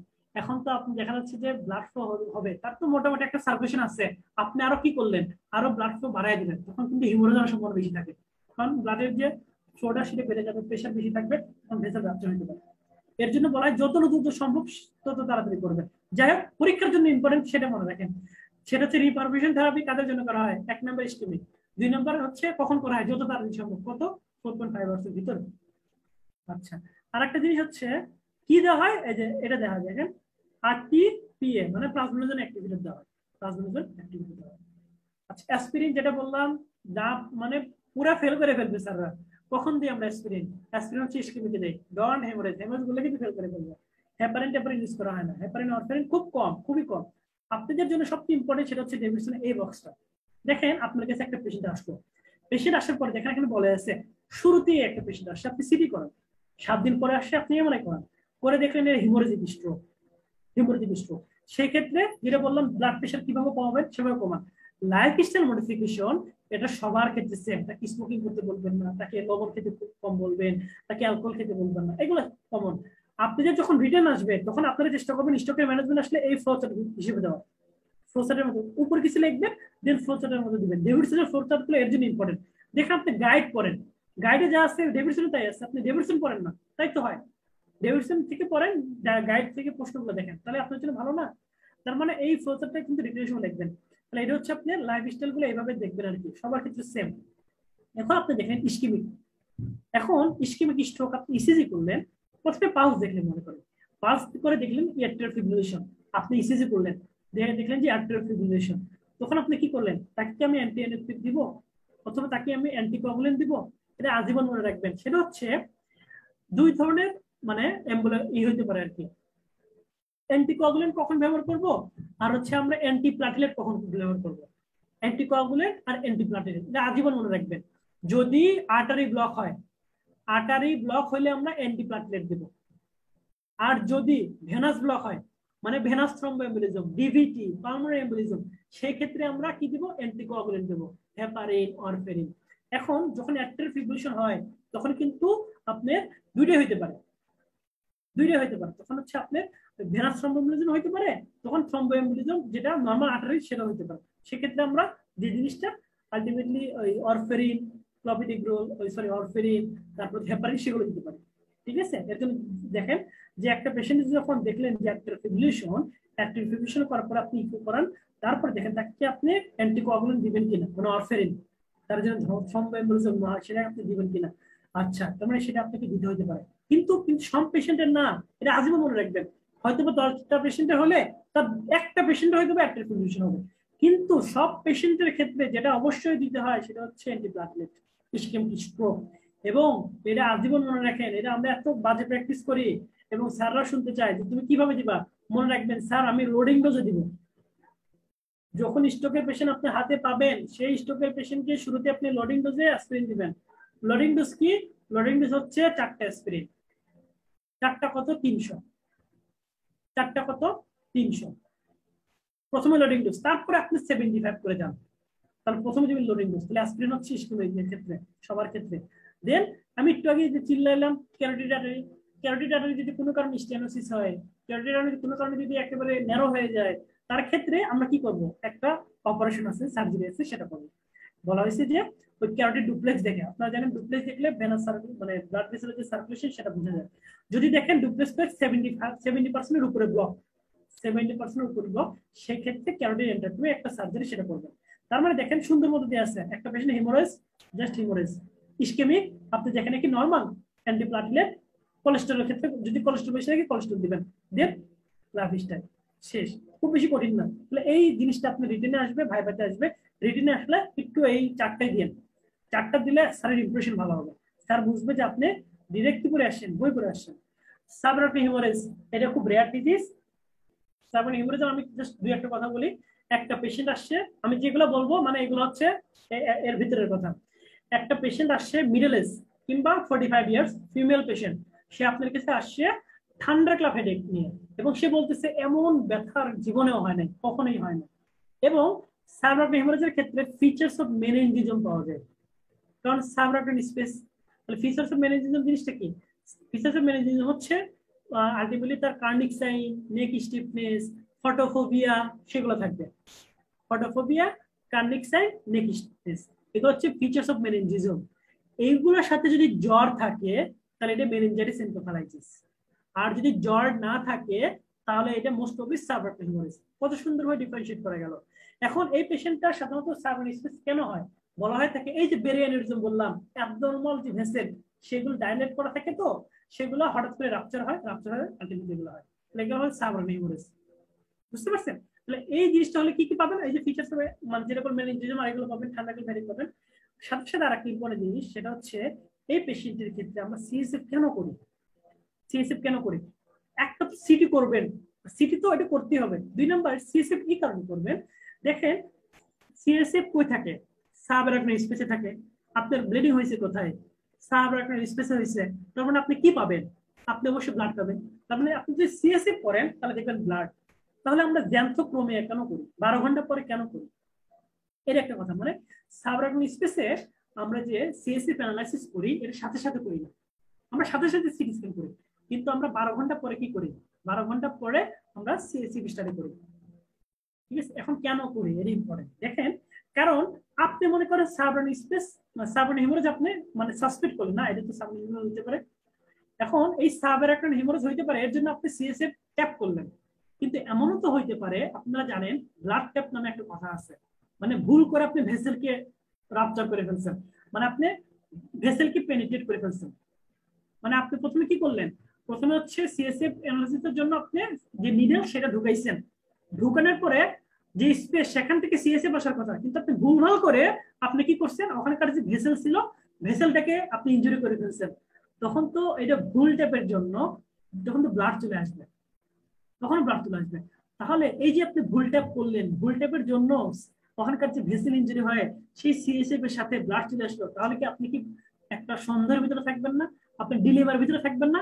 আচ্ছা আমি কি ভুল ট্যাপ করার জন্য কি এরকম ব্লাড আসতেছে, নাকি সাবআরকনিক হেমোরেজের জন্য ব্লাড আসতেছে? তখন তো আপনি দ্বিধাদ্বন্দ্বে থাকবেন। এর জন্য আলটিমেটলি কি করা হয়? সিএসএফটা 12 ঘন্টা পরে করা হয়। যদি তার 12 ঘন্টা আগে সত্যি ব্লাড থেকে থাকতো, তার কোথায়, তার হচ্ছে আপনি ওই সাবআরকনিক স্পেসে, তাহলে ব্লাডটা অবশ্যই 12 ঘন্টার ভিতরে সে লাইসিস হয়ে যাবে, ব্লাড আরবিসি লাইসিস হবে। এবং লাইসিসে কি তৈরি করবে? জ্যান্থোক্রোমিয়া তৈরি করবে। এর জন্য আমরা 12 ঘন্টা পর করি। এটা ভাইভাতে ধরে স্যার, এটাই ধরে স্যার যে তুমি সাবআরকনিক স্পেসে কি করবা? স্যার সিএসএম করবো। আচ্ছা, এরপরে তুমি কি করতে পারো? স্যার সিএসএফ করবো। সাথে সাথে করবা না স্যার, কখন করবা? 12 ঘন্টা পরে। কি দেখবা? স্যার আমি জ্যান্থোক্রোমিয়া দেখবো। জ্যান্থোক্রোমিয়া কেন পাওয়া যায়? স্যার যে আরবিসি ব্রেকডাউনের জন্য। খুব সহজ জিনিস। একটা ট্রিটমেন্ট কি দিবেন? Calcium channel blocker. Calcium channel blocker. এখন আমাকে বলতে পারেন ভাই ক্যালসিয়াম চ্যানেল ব্লকার কেন দিব, ক্যালসিয়াম চ্যানেল ব্লকার কেন দিব, এটা আরো ভেসেল ডাইলেশন করবে, এর তো পেশেন্ট আরো মারা যাবে, কিন্তু ক্যালসিয়াম চ্যানেল ব্লকার কেন দিব, কারণ সাবআরাকাইন হেমোরেজ যখন হয় তখন ভেসেল একটা রাপচার হয়ে গেছে, রাপচার হয়ে তখন কি হয়ে গেছে, তখন আলটিমেটলি আপনার ব্লাড হচ্ছে, ব্লাড যাচ্ছে। এখন হয় কি জানেন, এই যে আপনার বডিতে এই যে ব্লাড গুলো যে চলে যাচ্ছে ছড়ায় যাচ্ছে, তখন আপনার বডির রিফ্লেক্স মেকানিজম তখন ভেসোস্পাজম করে, বডির রিফ্লেক্স কি করে, ভেসোস্পাজম করে ফেলে। যখন এই ভেসোস্পাজম করে, ভেসোস্পাজম তাহলে দেখেন প্রথম কি ছিল, আলটিমেটলি ব্লাড ভেসেল রাপচার হয়ে গেল, ব্লাড ভেসেল রাপচার হওয়ার পরে তখন কি হলো, রিফ্লেক্সলি ভেসোস্পাজম হলো। কারণ কি, রিফ্লেক্সের জন্য ব্লাড যেন আলটিমেটলি আরো বেশি না হিমোরেজ হয়, না যায়, তার জন্য আপনার বডি কি করে দিল, সে চেষ্টা করতেছে যে না আমার ব্লাড আমি কি করি, জিনিসটা আরো কনস্ট্রিক্ট করে ফেলি, ভেসেল গুলো অন্যান্য সব ভেসেল কনস্ট্রিক্ট করে ফেলি। এটা হচ্ছে আপনার বডির একটা রেসপন্স, হোমিওস্ট্যাটিক রেসপন্স। কিন্তু সমস্যা হচ্ছে এই যে তারা যে কনস্ট্রিক্ট করলো, তারা যদি কনস্ট্রিক্ট করে, সমস্যা হচ্ছে কনস্ট্রিক্ট যত করবে, কনস্ট্রিক্ট যদি করে তাহলে হবে কি, তখন কিন্তু ব্লাড সাপ্লাই আরো কমে যাবে, অন্যান্য জায়গায় কমে যাবে। মানে যে জায়গাটা হয়েছে সে জায়গা ছাড়া অন্যান্য যেসব জায়গা আছে সেখানেও ব্লাড ভেসেল কনস্ট্রিক্ট করার জন্য, ভেসোস্পাজমের জন্য ব্লাড ভেসেল কি হয়ে যাবে, কমে যাবে। এবং কমে যাওয়ার পরে আলটিমেটলি কি হয়, তখন আলটিমেটলি ইস্কিমা ডেভেলপ করতে পারে। এই ইস্কিমা যেন ডেভেলপ না করে, এই কনস্ট্রিকশন যেন না হয়, এই ভেসোস্পাজম যেন না হয়, তার জন্য আমরা prophylactic, not acute treatment, prophylactic ভাবে আমরা ক্যালসিয়াম নিয়ে, ঠিক আছে। এটা আর সার্জিক্যাল কলিং করা যায়, এটা নিউরোসার্জারি করবেন, যে সার্জিক্যাল কলিং যে ভেসেলটা আছে সেখানে ক্লিপ লাগাই দেওয়া হয়, ঠিক আছে, কলিং করা হয়। আর সেরেব্রাল ভেনাস ডিজিজ এটা জীবনে পাওয়া যায়, লেস দেন 1% পাওয়া যায়, এগুলো খুব বেশি দরকার নেই, পোস্ট-গ্রাজুয়েশনে তাও কম আসে, এগুলো বেশি দরকার নেই। এটা হচ্ছে আমাদের স্ট্রোক। এখন আপনাদের কোনো কোশ্চেন কিংবা কোয়ারি আছে কিনা বলেন তো, বলেন তো ভাইয়া, পুরো কোনো কোশ্চেন আছে? স্যার মেনিনজাইটিসের সাথে কিভাবে সাবআরাকনয়েডের আচ্ছা, ডিফারেন্সিয়েট খুব ভালো কথা বলছেন। সেটা হচ্ছে দেখেন মেনিনজাইটিস আর হচ্ছে এনকেফালাইটিস, সাবআরাকনয়েড হেমোরেজ। এখন মেইন কথা হচ্ছে মেনিনজিয়াল ইরিটেশন, মেনিনজেস যখন ইরিটেশন হয় তখন আপনি কি পাবেন, তো ওই ইরিটেশনটা হলে তখন আলটিমেটলি মেনিনজিয়াল যে বিভিন্ন ধরনের মেনিনজিজমের যে ফিচার গুলো সেগুলো পাবেন। মেনিনজেস যখন ইরিটেশন হবে, মেনিনজেস কখন ইরিটেশন হবে, যখন সেখানে ইনফ্লামেশন হবে, মেনিনজাইটিস হবে। আর কখন হতে পারে, যখন সাবআরাকনয়েড হেমোরেজ, যখন ব্লাড থাকবে। কি কি ফিচার পাবেন আপনি, ফিচার্স অফ মেনিনজিজম পাইতে পারেন, একটা হচ্ছে নেক স্টিফনেস, মানে ঘাড় একেবারে শক্ত হয়ে যায়, নেক স্টিফনেস বলে, কার্নিক সাইন, ব্রুজিনস্কি সাইন, ঠিক আছে। এই আর একটা ফটোফোবিয়া, ফটোফোবিয়া। এখন এই সব পেশেন্টকে সাধারণত আলটিমেটলি আপনি কিভাবে সাবআরাকনয়েড হেমোরেজ মেনিনজাইটিসকে ডিফারেন্সিয়েট করবেন, দেখেন মেনিনজাইটিসে তো ফিভার থাকবে, মেনিনজাইটিসে কি থাকবে, হাই গ্রেড ফিভার, কিন্তু সাবআরাকনয়েড হেমোরেজ এটাতে স্ট্রোক, সেটাতে কোনো ফিভার থাকবে না, কারণ ফিভার যদি থাকে তাহলে মেনিনজাইটিস, ফিভার যদি না থাকে তাহলে এটা কি সাবআরাকনয়েড হেমোরেজ। আচ্ছা, আর কারো কোনো কোশ্চেন আছে? আজকে অনেক বকবক করে ফেললাম আর কি, কিন্তু আশা করি ইনশাল্লাহ এরপর যদি আপনি, আজকে আমার রিকোয়েস্ট থাকবে আপনি আব্দুল্লাহ স্যারের লং টেস্ট বইটা পড়বেন, ডেভিডসন, আমি ইনশাল্লাহ চেষ্টা করবো পিডিএফটা দেওয়ার জন্য, সিনোস ফাইনালের যে হেল্পলাইন আছে, সিনোস ফাইনালের হেল্পলাইনে আমি পিডিএফটা দেওয়ার চেষ্টা করবো, আপনি পিডিএফ নিজে একবার বইটা দেখবেন, আমার পিডিএফ এর যে প্রশ্নগুলো ইম্পর্টেন্ট দেখানো সেগুলো একটু দেখে নেবেন। 3 নম্বরে যে হচ্ছে পড়েন, যেভাবে থাকেন না কেন পড়েন, মেইন বইয়ের সাথে থাকেন, লস হবে না ইনশাল্লাহ। আপনারা হচ্ছে সবচেয়ে বড় কথা হচ্ছে আমরা এটা একটা ডেমো ক্লাস হলো, আরো সব বড় বড় যারা ভাই তারা ক্লাস নিবে। আর সবচেয়ে বড় কথা কি, মেইন বইটাই খুব ইম্পর্টেন্ট, এডুকেশনে কিন্তু আপনাকে মেইন বই পড়তে হবে। হ্যাঁ, আমার এখন মনে আছে, আমার এক্সপিরিয়েন্স বলে আর কি, যেটা আপনারা, আমি কিন্তু 2013-14 সেশনের আর কি, আপনাদের চেয়ে খুব বেশি যে সিনিয়র তা না, আমার ইন্টার্নশিপ হয়েছে গত বছরে, কিন্তু আমার থার্ড ইয়ারে যখন অড করি তখন ম্যাকলোড যখন পড়লাম এবং আমার ফার্স্ট অড শুরু হয়েছে মেডিসিন দিয়ে, তখন আমার কাছে মনে হলো যে আমি মেডিসিনে যাবো, মানে থার্ড ইয়ারে আমি ডিটারমাইন্ড যে মেডিসিন, কারণ আমার কাছে ভালো লাগছে কি, মেডিসিন একটা আর্টের মতো, যে আমি রোগীর কাছে যাচ্ছি, ফিভার এক্সক্লুড করতেছি, কি হইতে পারে, কি হইতে পারে, একটা পেশেন্ট অ্যাসাইটিস নিয়ে আসছে, আমি এক্সক্লুড করতেছি এখান থেকে কি হইতে পারে, কি হইতে পারে, একটা ডায়াগনোসিসে যাচ্ছি। আমার কাছে এটা মানে গোয়েন্দার মতো মনে হতো, কারণ আমার কাছে শার্লক হোমস, ব্যোমকেশ বক্সী এগুলো খুব ভালো লাগতো। এর জন্য আমি মানে নিজেকে কি করলাম যে না আমি পড়বো। আমি যখন ফিফথ ইয়ার শুরু করি তখন আমি ডেভিডসন পড়া শুরু করি। এখন আমার এখনো মনে আছে, আমার ক্লাস ছিল শুরু, মানে আমার কলেজে ক্লাস শুরু হওয়ার কথা মনে হয় যেদিন থেকে তার 1 দিন কি 2 দিন আগে আমি ডেভিডসনটা দেখে নিয়ে আমি লাইব্রেরিতে পড়ি, কিন্তু সত্যি কথা বলতে আমি নিজে পড়তে আমি নিজে ধরেই কুল পাই না যে এটা কি জিনিস লিখছে। মানে যেগুলো লেখছি ইনফরমেশন করে দিচ্ছে অসাধারণ ইনফরমেশন, কিন্তু আমি বুঝতেছিলাম না। তখন বিভিন্ন ভাইয়ের কাছে ডেমো নিতাম যে কিভাবে করা যায় ভাই, কিভাবে করা যায়, ভাইরা টুকটাক বলতো, কিন্তু ভাইদের তো সবসময় ইরিটেট করা যায় না। যে কথা হচ্ছে আমি চেষ্টা করছি আর কি। যেটা সবচেয়ে বড় কথা হচ্ছে তারপরে আলটিমেটলি নিজে নিজে পড়ছি, তখন অ্যানাটমি ফিজিওলজি কিছু করলাম, তখন ক্যাপলান যে নোট সেগুলো করলাম, দিয়ে আমি ডিভিশন করবো, তখন দেখলাম যে ডিভিশন মডেল বোঝা যায়। যেটা সবচেয়ে বড় কথা যে আমার একটু সময় লাগছে, কিন্তু আমি একটা অ্যাডভাইস দিব, যারা অপশন আছে তারা ডিভিশন পড়েন। নিজে নিজে পড়তে পারলে আলহামদুলিল্লাহ, এটা আপনার জন্য অপরচুনিটি। নিজে পড়েন না, যদি আপনি মনে করেন যে নিজে না, আপনি আমাদের মাধ্যমে পড়েন, আপনারা চলে আসেন, আপনারা ওয়েলকাম, ঠিক আছে, আপনারা আসতে পারেন, আপনাদের সবসময় ইনশাল্লাহ আমরা থাকবো আর কি। এটা ইনশাল্লাহ পাবেন আর কি। আমাদের আমি যে লেকচার নিচ্ছি আমার চেয়ে অনেক ভালো ভালো যারা ভাইরা আছে তারা নিবেন, ইউনিভার্সিটি করা ভাইরা, আশা করি আপনাদের জন্য হেল্পফুল হবে। আর একটা ইম্পর্টেন্ট জিনিস বলে দিই ভাইয়া, পুরা পোস্ট গ্রাজুয়েশনটা ইম্পর্টেন্ট। বর্তমানে ডাক্তারদের অবস্থা খুব খারাপ, খুবই খারাপ। আমরা তো ইন্টার্নি শেষ করার পরে জিনিসটা বুঝছি, ক্লিনিক ডায়াগনস্টিক সেন্টার এত বাজে, এত খারাপ, আর এত মানে ম্যালপ্র্যাকটিস, এত আনএথিক্যাল। আপনি কার কথা বলবেন? ল্যাবরেটরির কথা বলবেন? পপুলারের কথা বলবেন? প্রত্যেকটা কি বলবো, আসলে বলার কিচ্ছু নাই। ঘুরে ঘুরে টেস্ট দেয় ডাক্তারদের, তো পোষায় এমনি বলেন, আপনার হাতে কিছু থাকবে না। মেডিকেল অফিসার হয়েছেন আপনি, মেডিকেল অফিসার মানে কি জানেন? মেডিকেল অফিসার মানে কামলা। পুরো 8টা ঘন্টা আপনাকে ডিউটি করাবে, 8টা থেকে 4টা পর্যন্ত, অনেকে 12 ঘন্টা ডিউটি করাবে, খালি খাটাবে, কিচ্ছু করতে পারবেন না। নর্মাল এমবিবিএস দিয়ে বেতন পাবেন কত জানেন? হাসবেন, 20 থেকে 22,000 টাকা। খুব ভালো স্যালারি পাবেন 30,000 টাকা। এমন একটা যুগে আপনি বাস করতেছেন না, এটা ভাবা যায়, কিন্তু আমরা বাস্তবে দেখে আসছি। আমরা চাইলে তো আসলে ম্যাথ প্র্যাকটিস করতে পারি না, কিন্তু বাধ্য হয়ে যায় যে অনেক ক্ষেত্রে। এর জন্য বলতেছি ভাইয়াপুরা, আপনার পোস্ট গ্রাজুয়েশন দ্রুত করে ফেলবেন। আপনি যখন পোস্ট গ্রাজুয়েশন করবেন তখন আপনার জন্য ফিল্ডটা স্মুথ। আমি যখন ইন্টার্নি শেষ হয়েছি, আমি বললাম না, আমি ইন্টার্নি থাকা অবস্থায় আমি কোচিং করছি, আমি ইন্টারনেট এক্সিবিশন কোচিং করছি, কারণ আমার টার্গেট ছিল আমার দ্রুত শেষ করতে হবে যেমনি হোক।